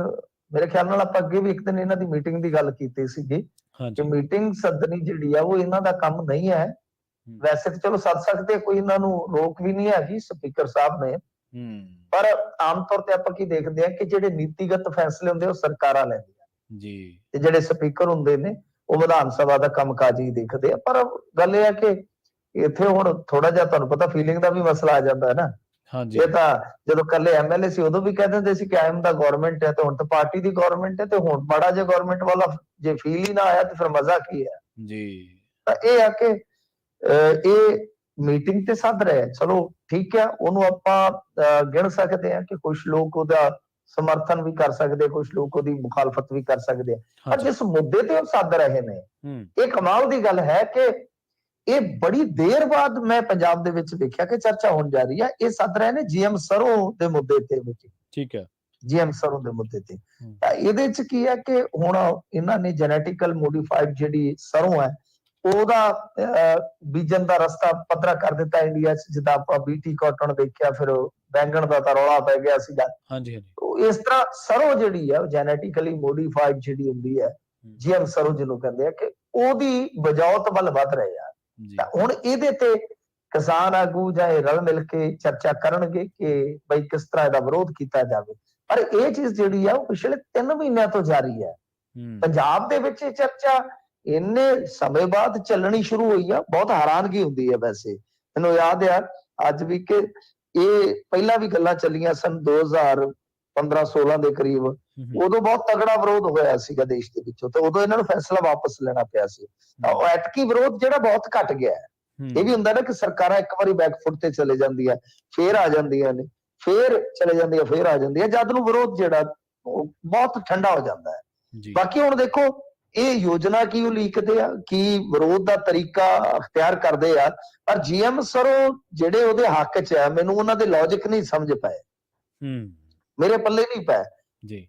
ਉਹ ਕਹਿੰਦੇ ਨੇ ਜੀ ਇਹਦੇ ਨਾਲ ਕੀ ਹੈ ਕਿ ਆਪਾਂ ਬਹੁਤ ਸਾਰਾ ਜਿਹੜਾ ਇਹ ਤੇਲ ਹੁੰਦਾ ਹੈ ਉਹ ਇੰਪੋਰਟ ਕਰਦੇ ਆ ਜੀ, ਸਾਡਾ ਮਤਲਬ ਕਿ ਬਹੁਤ ਘੱਟ ਬਜਾਵਤ ਹੁੰਦੀ ਹੈ। ਹੁਣ ਮਸਲਾ ਤੇ ਇਹ ਆ ਕਿ ਬਈ ਗੱਲ ਇਹ ਆ ਕਿ ਜਦ ਤੁਹਾਡੇ ਕੋਲ ਰਕਬਾ ਹੀ ਥੋੜਾ ਹੋਏਗਾ, ਝਾੜ ਤੇ ਆਪੇ ਉਹਨਾਂ ਹੀ ਨਿਕਲਣਾ, ਕਿਉਂਕਿ ਦੇਸ਼ ਬਹੁਤ ਵੱਡਾ ਹੈ। ਤੇਲ ਦੀ ਖਪਤ ਤੜਕੇ ਲਈ ਜਾਂ ਹੋਰ ਚੀਜ਼ਾਂ ਲਈ ਤੁਹਾਡੀ ਜਿਹੜੀ ਮਤਲਬ ਕਿ ਤੇਲ ਦੀ ਖਪਤ ਬਹੁਤ ਜ਼ਿਆਦਾ ਹੈ, ਕਿਉਂਕਿ ਬਾਜ਼ਾਰ ਬਹੁਤ ਵੱਡਾ ਜੀ। ਤਾਂ ਉਹਦੇ ਵਾਸਤੇ ਸਮੱਸਿਆ ਜਿੱਥੇ ਉੱਥੇ ਤੇ ਘੁੰਡੀ ਫੜੀ ਨਹੀਂ ਜਾਂਦੀ। ਸਮੱਸਿਆ ਇਹ ਹੈ ਕਿ ਜਿਹੜਾ ਭਾਅ ਆ ਸਰੋਂ ਦਾ ਉਹ ਵਾਜਬ ਨਹੀਂ ਦਿੱਤਾ ਜਾਂਦਾ, ਜਾਇਜ਼ ਨਹੀਂ ਦਿੱਤਾ ਜਾਂਦਾ। ਉਹਨੂੰ ਠੋਕ ਕੇ ਵਜਾ ਕੇ ਦਿਓ ਤਾਂ ਤੁਹਾਨੂੰ 2 ਸਾਲਾਂ ਦੇ ਵਿੱਚ ਹੀ ਨਤੀਜਾ ਵੇਖਣ ਨੂੰ ਮਿਲ ਜਾਏਗਾ। ਥੋੜਾ ਜਿਹਾ ਕਿਸਾਨਾਂ ਨੂੰ ਵੱਧ ਦੇ ਦਿਓ, ਬੀ ਫ੍ਰੀ ਦੇ ਦਿਓ, 1 ਸਾਲ ਸਰੋਂ ਹੀ ਸਰੋਂ ਕਰ ਦੇਣਗੇ ਸਾਰੇ ਜੀ, ਮਾਰਕੀਟਿੰਗ ਵਧੀਆ ਕਰਾ ਦਿਓ। ਤਾਂ ਇਹ ਚੀਜ਼ਾਂ ਜਿਹੜੀਆਂ ਨੇ ਇਹ ਕੋਈ ਲੌਜਿਕ ਮੈਨੂੰ ਠੀਕ ਨਹੀਂ ਲੱਗਿਆ ਕਿ ਰਕਬਾ ਵਧਾ ਕੇ ਤੁਸੀਂ ਰਵਾਇਤੀ ਸਰੋਂ ਦਾ ਝਾੜ ਬਰੋਬਰ ਹੀ ਆ। ਬੀਟੀ ਕਾਟਨ ਕੀ ਆ, ਜਦੋਂ ਬੀਟੀ ਕਾਟਨ ਆਏ ਅਸੀਂ ਨਰਮੇ ਬੈਲਟ 'ਚ ਜੰਮੇ ਪਲੇ ਆ, ਉਦੋਂ ਇਹ ਕਿਹਾ ਗਿਆ ਸੀ ਇਹਨੂੰ ਸਪਰੇਅ ਕਰਨ ਦੀ ਜ਼ਰੂਰਤ ਨਹੀਂ ਪੈਂਦੀ। ਅੱਜ ਪ੍ਰਵੀਨ ਜੀ 8-8 10-10 ਸਪਰੇਵਾਂ ਹੁੰਦੀਆਂ ਨੇ ਉਹਦੇ ਤੇ। ਝਾੜ ਕਿਹਾ ਗਿਆ ਸੀ ਸਾਨੂੰ ਇਹ 40 ਮਨ ਨਿਕਲੇਗਾ ਜੀ, 30 ਮਨ ਨਿਕਲੇਗਾ, ਆ ਸਵਾਹ ਨਿਕਲਦਾ ਪਿਆ ਜੀ ਦੇਖ ਲਓ। ਹਾਂ ਗੱਲ ਇਹ ਕਿ ਬੌਣਾ ਜਿਹਾ ਰਹਿ ਜਾਂਦਾ, ਮੇਰੇ ਗੋਡੇ ਤੱਕ ਦਾ ਬੂਟਾ ਰਹਿ ਜਾਂਦਾ। ਪਹਿਲਾਂ ਸਾਡੇ ਦੇਸੀ ਬੀ ਹੁੰਦੇ ਸਨ, ਉਹ ਜਿਹੜਾ ਛੱਤ ਤੇ ਪੱਖਾ ਲੱਗਾ ਹੁੰਦਾ, ਏਡੀ ਦੂਰ ਬੂਟਾ ਚਲੇ ਜਾਂਦਾ ਉੱਚਾ।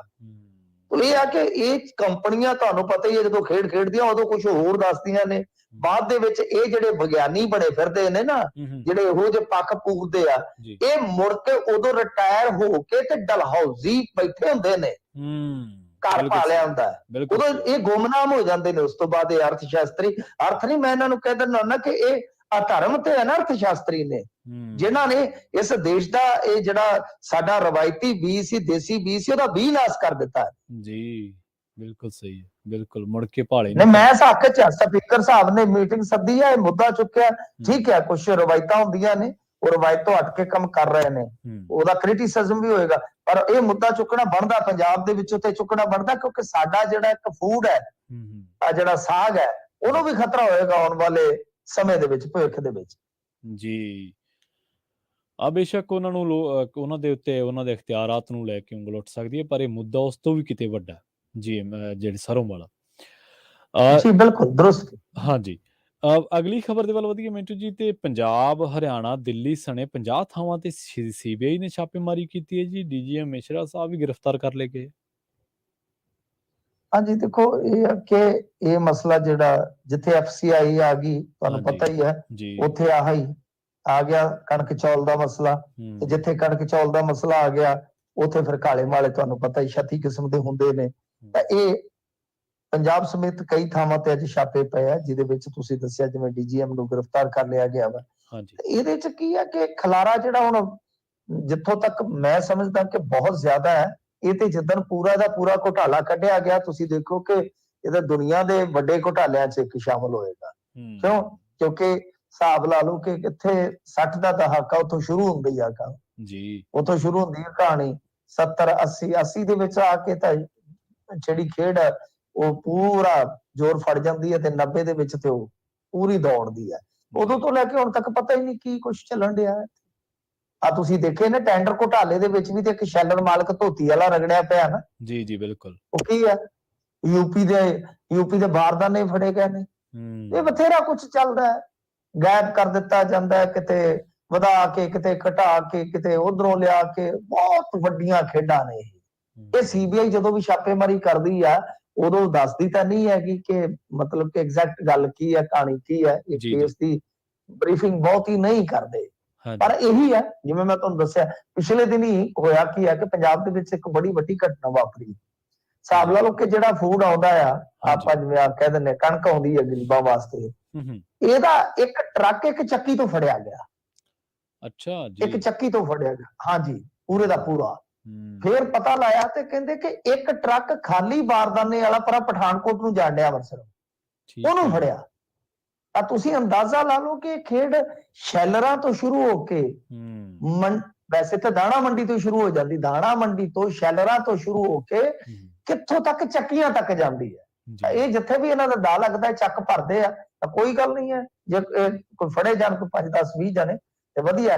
ਹੁਣ ਇਹ ਐਫਸੀਆਈ ਵਾਲੇ ਵੀ ਇਹਦੇ ਹੱਕ 'ਚ ਜਾ ਕੇ ਜੇ ਖਲੋ ਜਾਣ ਕਿ ਭਾਈ ਅਸੀਂ ਤੇ ਇੱਥੇ ਲਾਲ ਕਿਲੇ ਦੇ ਅੱਗੇ ਧਰਨਾ ਦੇਵਾਂਗੇ, ਤੇ ਫਿਰ ਤੇ ਇਹਨਾਂ ਦਾ ਕੋਈ ਇਲਾਜ ਨਹੀਂ ਹੈਗਾ, ਕਿਉਂਕਿ ਜਿੰਨਾ ਗਾਜਰਾਂ ਖਾਧੀਆਂ ਢਿੱਡ ਉਹਨਾਂ ਦੇ ਪੀੜ ਹੋਣੇ ਹੀ ਹੋਣੇ ਆ।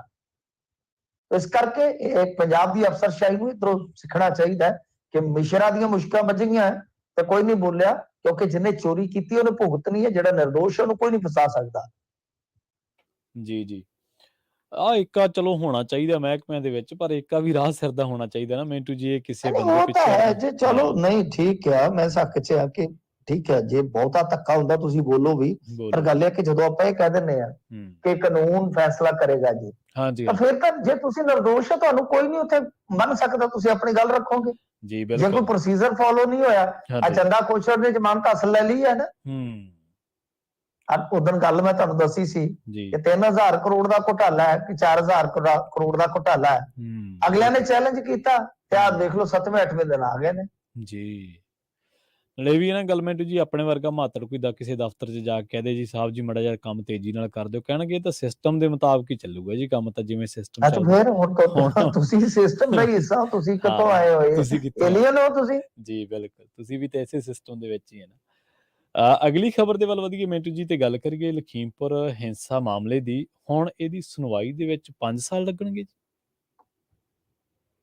ਦੇਖੋ ਜਿਹੜਾ ਇਹਨਾਂ ਨੇ ਫੜਿਆ ਹੋਇਆ ਆਸ਼ੀਸ਼ ਮਿਸ਼ਰਾ, ਉਹ ਚਲੇ ਗਿਆ ਸੀਗਾ ਸੁਪਰੀਮ ਕੋਰਟ ਦੇ ਵਿੱਚ। ਸੁਪਰੀਮ ਕੋਰਟ ਨੇ ਜਵਾਬ ਮੰਗਿਆ ਸੀਗਾ ਵੀ ਕਿਸੇ ਬੰਦੇ ਨੂੰ ਅਨੰਤ ਕਾਲ ਵਾਸਤੇ ਜੇਲ੍ਹ ਦੇ ਵਿੱਚ ਨਹੀਂ ਰੱਖਿਆ ਜਾ ਸਕਦਾ। ਤੁਹਾਨੂੰ ਯਾਦ ਹੋਏਗਾ ਇੱਕ ਦਿਨ ਕਾਲਰ ਨੇ ਸਵਾਲ ਕੀਤਾ ਸੀ ਤੇ ਆਪਾਂ ਉਹਦੇ ਚ ਅਪਡੇਟ ਦਿੱਤੀ ਸੀਗੀ ਇਹ ਵਾਲੀ, ਜੀ ਕਿ ਬਈ ਸੁਪਰੀਮ ਕੋਰਟ ਚੋਂ ਗਿਆ ਹੋਇਆ ਤੇ ਸੁਪਰੀਮ ਕੋਰਟ ਨੇ ਇੱਕ ਟਿੱਪਣੀ ਕੀਤੀ ਸੀਗੀ ਵੀ ਕਿਸੇ ਬੰਦੇ ਨੂੰ ਆਪਾਂ ਅਨੰਤ ਕਾਲ ਵਾਸਤੇ, ਅਨੰਤ ਕਾਲ ਮਤਲਬ ਕਿ ਅਣਮਿੱਥੇ ਸਮੇਂ ਵਾਸਤੇ ਥੋੜੀ ਰੱਖ ਸਕਦੇ ਹਾਂ, ਕਿਉਂਕਿ ਅੰਡਰ ਟ੍ਰਾਇਲ ਹੈ ਜੀ, ਅੰਡਰ ਟ੍ਰਾਇਲ ਹੈ ਬਈ ਉਹਦਾ ਦੱਸੋ ਕੀ ਹਿਸਾਬ ਕਿਤਾਬ ਆ। ਤਾਂ ਹੁਣ ਜਿਹੜਾ ਸੈਸ਼ਨ ਕੋਰਟ ਨੇ ਉੱਥੇ ਜਾ ਕੇ, ਜਿਹੜਾ ਸੈਸ਼ਨ ਜੱਜ ਹੋਏਗਾ ਜਾਂ ਸੈਸ਼ਨ ਕੋਰਟ, ਉਹਨਾਂ ਜਾ ਕੇ ਜਿਹੜੀ ਗੱਲ ਕਹੀ ਹੈ, ਉਹ ਕਹਿੰਦੇ ਕਿ 208 ਗਵਾਹ ਨੇ ਸੂਰੇ ਦੇ ਵਿੱਚ, ਬੇਸ਼ੱਕ ਚਾਰਜਸ਼ੀਟਾਂ ਫਾਈਲ ਹੋ ਗਈਆਂ, ਪਰ ਜੇ ਇਸ ਕੇਸ ਦੀ ਪ੍ਰੋਸੀਡਿੰਗ ਦੀ ਇਹ ਰਫ਼ਤਾਰ ਰਹਿੰਦੀ ਹੈ ਤਾਂ ਤਕਰੀਬਨ 5 ਸਾਲ ਲੱਗਣਗੇ। ਤੇ ਇਹਦਾ ਮਤਲਬ ਹੈ ਕਿ ਅਗਲੀ ਤਰੀਕ ਤੇ ਬਹੁਤ ਹੱਦ ਤੱਕ ਉਮੀਦ ਆ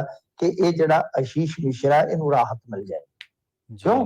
ਕਿਉਂਕਿ ਜਦੋਂ 5 ਸਾਲ ਲੱਗਣੇ ਆ ਤਾਂ ਸੁਪਰੀਮ ਕੋਰਟ ਕਿਸੇ ਅੰਡਰ ਟ੍ਰਾਇਲ ਨੂੰ 5 ਸਾਲ ਵਾਸਤੇ ਥੋੜੀ ਜੇਲ੍ਹ 'ਚ ਰੱਖੇਗੀ ਕਿ ਕੱਲ ਨੂੰ ਜੋ ਬਰੀ ਹੋ ਜਾਂਦਾ ਹੈ ਤਾਂ ਫਿਰ ਉਹਦੇ 5 ਸਾਲ ਕੌਣ ਮੋੜੇਗਾ? ਇਹ ਸਾਫ਼ ਹੈ ਨਾ ਜੀ। ਸਹੀ ਹੈ। ਇਹ ਤਾਂ ਵੱਖਰੀ ਗੱਲ ਹੈ ਕਿ ਕਈ ਵਿਚਾਰੇ 30 ਸਾਲ ਬਾਅਦ ਵੀ, 20 ਸਾਲ ਬਾਅਦ ਵੀ ਜਿਹੜੇ ਨਿਰਦੋਸ਼ ਸਾਬਤ ਹੋ ਕੇ ਘਰਾਂ ਨੂੰ ਗਏ, ਘਰ ਜਦੋਂ ਗਏ ਤੇ ਘਰ ਤੇ ਕਬਰਾਂ 'ਚ ਤਬਦੀਲ ਹੋ ਗਏ ਸਨ, ਬਚਿਆ ਹੀ ਕੋਈ ਨਾ। ਤਾਂ ਇਹ ਆ ਕਿ ਬਈ ਇਹਦੇ ਵਾਸਤੇ ਹੁਣ ਇਹ ਜਿਹੜਾ ਮਾਮਲਾ ਹੈ ਇਹ ਆਸ਼ੀਸ਼ ਮਿਸ਼ਰਾ ਵਾਸਤੇ ਉਹ ਕਿਤੇ ਨਾ ਕਿਤੇ ਹੁਣ ਥੋੜਾ ਰਾਹਤ ਵਾਲਾ ਬਣੇਗਾ, ਜਿੰਨਾ ਕੋਈ ਇਸ ਕੇਸ ਦਾ ਹੁਣ ਮੂੰਹ ਖੁੱਲਦਾ ਜਾ ਰਿਹਾ। ਕਿਉਂਕਿ ਜੇ ਸੈਸ਼ਨ ਕੋਰਟ ਹੀ ਇਹ ਗੱਲ ਕਹਿੰਦਾ ਹੈ ਕਿ 5 ਸਾਲ ਲੱਗਣਗੇ ਤੇ ਫਿਰ ਤਾਂ ਠੀਕ ਠਾਕ ਆ। ਪਰ ਇਹ ਗੱਲਾਂ ਜਿਹੜੀਆਂ ਭਾਰਤ ਦੇ ਵਿੱਚ ਆਮ ਨੇ ਪ੍ਰਵੀਨ ਜੀ, ਇੱਥੇ ਤੇ ਸਾਡੇ 1952 ਦਾ ਕੇਸ ਚੱਲਣ ਡਿਆ ਹੈ। ਜਿੰਨੇ ਸੁਪਰੀਮ ਕੋਰਟ 'ਚ ਜੱਜ ਨੇ, ਇਹਨਾਂ ਚੋਂ ਕੋਈ ਉਸ ਵੇਲੇ ਮੈਨੂੰ ਲੱਗਦਾ ਕਿ ਜੰਮਿਆ ਵੀ ਨਹੀਂ ਹੋਣਾ, ਹਿਸਾਬ ਲਾ ਲਓ।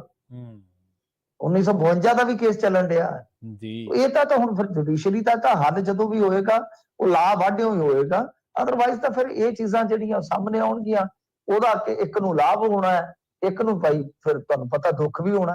ਪੀੜਤ ਧਿਰ ਨੂੰ ਹਮੇਸ਼ਾ ਦੁੱਖ ਹੁੰਦਾ ਤੇ ਜਿਹੜਾ ਬੰਦਾ ਰਾਹਤ ਹਾਸਲ ਕਰ ਗਿਆ ਤੇ ਭਾਈ ਉਹ ਤਾਂ ਫਿਰ ਠੀਕ ਜੀ। ਅਗਲੀ ਖਬਰ ਦੇ ਵੱਲ ਵਧੀਏ ਮਿੰਟੂ ਜੀ, ਤੇ ਗੱਲ ਕਰੀਏ ਨਾਗਰਿਕਤਾ ਛੱਡਣ ਦੇ ਮਾਮਲੇ ਦੀ। ਇਸ ਮਾਮਲੇ ਦੇ ਵਿੱਚ ਵੀ ਸਿਆਸਤ ਸ਼ੁਰੂ ਹੋ ਗਈ ਹੈ ਜੀ। ਤੁਹਾਨੂੰ ਯਾਦ ਹੋਣਾ ਕਿ ਪਿਛਲੇ ਦਿਨੀ ਇੱਕ ਨਾ ਅੰਕੜਾ ਆਇਆ ਸੀਗਾ ਕੋਰਟ ਦੇ ਵਿੱਚ, ਸੌਰੀ ਕੋਰਟ ਹੀ ਮੋਹਰ ਨਿਕਲ ਗਿਆ, ਸਦਨ ਦੇ ਵਿੱਚ। ਠੀਕ ਹੈ, ਵੈਸੇ ਤਾਂ ਵੱਡਾ ਹੀ ਕੋਰਟ ਹੈ ਵੀ। ਤਾਂ ਉਹਦੇ ਚ ਅੰਕੜਾ ਇਹਨਾਂ ਨੇ ਦਿੱਤਾ ਸੀਗਾ ਕਿ ਬਈ ਇੰਨੇ ਲੋਕ ਜਿਹੜੇ ਆ ਉਹ ਹਰੇਕ ਸਾਲ ਨਾਗਰਿਕਤਾ ਛੱਡ ਜਾਂਦੇ ਨੇ। ਮਸਲਨ ਕਿ ਵੈਸੇ ਕਾਂਗਰਸ ਨੇ ਇਹ ਅੰਕੜਾ 604 ਲਿਖਿਆ ਵਾ, ਪਰ ਜਿਹੜੀਆਂ ਮੀਡੀਆ ਦੀਆਂ ਰਿਸਰਚ ਰਿਪੋਰਟਾਂ ਨੇ ਉਹ 500 ਦੱਸਦੀਆਂ ਕਿ ਐਵਰੇਜ ਇੱਕ ਦਿਨ ਦਾ 500 ਬੰਦਾ ਜਿਹੜਾ ਨਾਗਰਿਕਤਾ ਤਿਆਗ ਰਿਹਾ। ਚੱਲ ਇਸ ਮਾਮਲੇ ਦੇ ਵਿੱਚ ਕਾਂਗਰਸ ਵੀ ਸੱਚੀ ਹੋ ਸਕਦੀ ਹੈ ਕਿ ਇਹਨਾਂ ਨੇ 604 ਦਾ ਹਵਾਲਾ ਦਿੱਤਾ ਹੈ। ਇਹ ਕਹਿੰਦੇ ਆ ਕਿ 2014 ਦੇ ਵਿੱਚ ਗਿਣਤੀ 354 ਸੀਗੀ, ਅੱਜ 604 ਹੋ ਗਈ ਆ। ਇਹ ਘੇਰ ਰਹੇ ਨੇ ਕਿ ਬਈ ਤੇ ਜਿਹੜੇ ਇੱਥੋਂ ਜ਼ਿਆਦਾਤਰ ਜਾ ਰਹੇ ਨੇ ਸਥਾਈ ਨਾਗਰਿਕਤਾ ਲੈਣ ਵਾਲੇ, ਇਹਨਾਂ ਦੇ ਵਿੱਚੋਂ 7000 ਲੋਕ ਅਜਿਹੇ ਆ ਜਿਨ੍ਹਾਂ ਦੀ ਸਾਲਾਨਾ ਆਮਦਨ 8 ਕਰੋੜ ਤੋਂ ਵਧੇਰੇ ਆ। ਮਤਲਬ ਕਿ ਜਿਹੜੀ ਨਾਗਰਿਕਤਾ ਤਿਆਗੀ ਜਾ ਰਹੀ ਆ ਉਹ ਤਿਆਗਣ ਵਾਲੇ ਵੀ ਕਰੋੜਾਪਤੀ ਆ। ਇਹ ਤਾਂ ਵੈਸੇ ਗੱਲ ਇਹਨਾਂ ਦੀ ਦਰੁਸਤ ਆ ਕਿ ਹੁਣ ਵੇਖ ਲਓ ਕੁਝ ਲੋਕ ਇੱਥੇ ਹੀ ਕਮਾਈ ਕਰਦੇ ਆ ਤੇ ਨਾਗਰਿਕਤਾ ਉਹਨਾਂ ਦੇ ਕੋਲ ਜਿਹੜੀ ਆ ਉਹ ਦੂਜੇ ਦੇਸ਼ ਦੀ ਹੈ ਜੀ। ਤੇ ਇਹ ਮਾਮਲਾ ਜਿਹੜਾ ਇਸ ਪੱਖ ਤੋਂ ਆ, ਪਰ ਇਹਨੂੰ ਇੱਕ ਹੋਰ ਪੱਖ ਤੋਂ ਵੀ ਵੇਖਣ ਦੀ ਜ਼ਰੂਰਤ ਹੈ ਨਾ ਕਿ ਠੀਕ ਹੈ ਜੋ ਇਹ ਅੰਕੜੇ ਦੇ ਰਹੇ, ਮੈਂ ਇਹਨਾਂ ਦੇ ਨਾਲ ਥੋੜਾ ਜਿਹਾ ਮਤਲਬ ਕਿ ਅਸਹਿਮਤ ਹੁੰਦਿਆਂ ਹੋਇਆ ਵੀ ਸਹਿਮਤ ਆ ਕਿ ਠੀਕ ਆ, ਚਲੋ 1,80,000 ਹੈ, ਚਲੋ ਤੁਹਾਡਾ 600 ਹੈ, ਮੀਡੀਆ ਦਾ 500 ਹੈ ਐਵਰੇਜ, ਪਰ 1,80,000 ਲਾਸਟ ਸਾਲ ਆਪਣੀ ਜਿਹੜੀ ਹੈਗੀ ਸੀਗੀ ਨਾਗਰਿਕਤਾ ਉਹ ਛੱਡ ਕੇ ਗਿਆ ਇੱਥੋਂ ਇੰਡੀਆ ਨੂੰ। ਠੀਕ ਹੈ, ਪਰ ਵੱਡੀ ਗੱਲ ਇਹ ਹੈ ਨਾ ਕਿ ਉਹਦੇ ਕਾਰਨ ਤਾਂ ਤੁਹਾਨੂੰ ਲੱਭਣੇ ਪੈਣਗੇ, ਤੁਸੀਂ ਚਾਹੇ ਕਿਸੇ ਵੀ ਪਾਰਟੀ ਦੇ ਹੋ। ਕਾਰਨ ਮੇਨਲੀ ਤਾਂ ਇਹੋ ਨੇ ਕਿ ਹੁਣ ਦੇਖੋ ਜਿੱਦਾਂ ਜਿਹੜਾ ਕੋਈ ਬਹੁਤ IIT ਟੌਪਰ ਆ, IIM ਟੌਪਰ ਆ, ਉਹਨਾਂ ਚ ਵੀ ਜੇ ਦੇਖੋ ਕਿ 90-95% ਬਾਹਰ ਦਾ ਰੁਖ ਕਰ ਰਹੇ ਨੇ। ਤੋਂ ਇਸ ਤੋਂ ਇਲਾਵਾ ਜਿਹੜੇ ਵੱਡੇ ਕਾਰੋਬਾਰੀ ਆ ਜੀ। ਉਹ ਵੀ ਹੁਣ ਤੁਸੀਂ ਦੇਖੋਗੇ ਤਾਂ ਕਾਰੋਬਾਰੀ ਮਾਹੌਲ ਵਾਸਤੇ ਉਧਰ ਨੂੰ ਚਲੇ ਜਾਂਦੇ ਨੇ। ਰਹਿਣ ਦਾ ਜਿਹੜਾ ਹੈ ਤੁਹਾਨੂੰ ਪਤਾ ਹੀ ਹੈ, ਉਹਦਾ ਵੀ ਇੱਕ ਹੈ, ਬਾਹਰ ਰਹਿਣਾ ਬਹਿਣਾ ਜਿਹੜਾ ਹੈ ਉਹ ਥੋੜਾ ਲਗਜ਼ਰੀ ਹੈ ਭਾਈ, ਵਧੀਆ ਹੈ, ਜੀ, ਜੀ। ਮਾਹੌਲ ਦਾ ਵੀ ਫਰਕ ਆ। ਇਹ ਚੀਜ਼ਾਂ ਹੈਗੀਆਂ। ਫਿਰ ਉਹ ਜਿਹੜੇ ਸਕਿਲਡ ਕਾਮੇ ਨੇ, ਸਕਿਲਡ ਕਾਮਿਆਂ ਨੂੰ ਬਾਈ ਮਿਹਨਤਾਂ ਨਾਲ ਬਹੁਤ ਮਿਲਦਾ ਬਾਹਰ, ਕਿਉਂਕਿ ਬਾਹਰ ਉਹ ਕਮੀ ਹੈ, ਜੀ, ਜੀ। ਵਰਕ ਫੋਰਸ ਦੀ ਕਮੀ ਹੈ ਨਾ ਬਹੁਤ ਸਾਰੇ ਮੁਲਕਾਂ ਦੇ ਵਿੱਚ। ਸੋ ਇਹ ਕਾਰਨ ਨੇ, ਤੁਹਾਨੂੰ ਕਾਰਨ ਲੱਭ ਕੇ ਤੇ ਜਦੋਂ ਤੱਕ ਉਹ ਤੁਸੀਂ ਚੀਜ਼ਾਂ ਦੂਰ ਨਹੀਂ ਕਰੋਗੇ, ਉਹਨਾਂ ਕਮੀਆਂ ਪੇਸ਼ੀਆਂ ਨੂੰ ਦੂਰ ਨਹੀਂ ਕਰੋਗੇ, ਉਦੋਂ ਤੱਕ ਭਾਈ ਜਾਣ ਵਾਲੇ ਤੇ ਜਾਣਗੇ ਨਾ, ਫਿਰ ਉਹਨਾਂ ਨੂੰ ਕੌਣ ਰੋਕ ਸਕਦਾ ਜ਼ਬਰਦਸਤ। ਜੀ, ਬਿਲਕੁਲ। ਮਿੰਟੂ ਜੀ, ਇਹਨਾਂ ਖਾਸ ਖਬਰਾਂ ਤੇ ਖਾਸ ਜਾਣਕਾਰੀਆਂ ਦੇਣ ਦੇ ਲਈ ਤੁਹਾਡਾ ਬਹੁਤ-ਬਹੁਤ ਧੰਨਵਾਦ ਜੀ। ਧੰਨਵਾਦ ਜੀ। ਜੀ।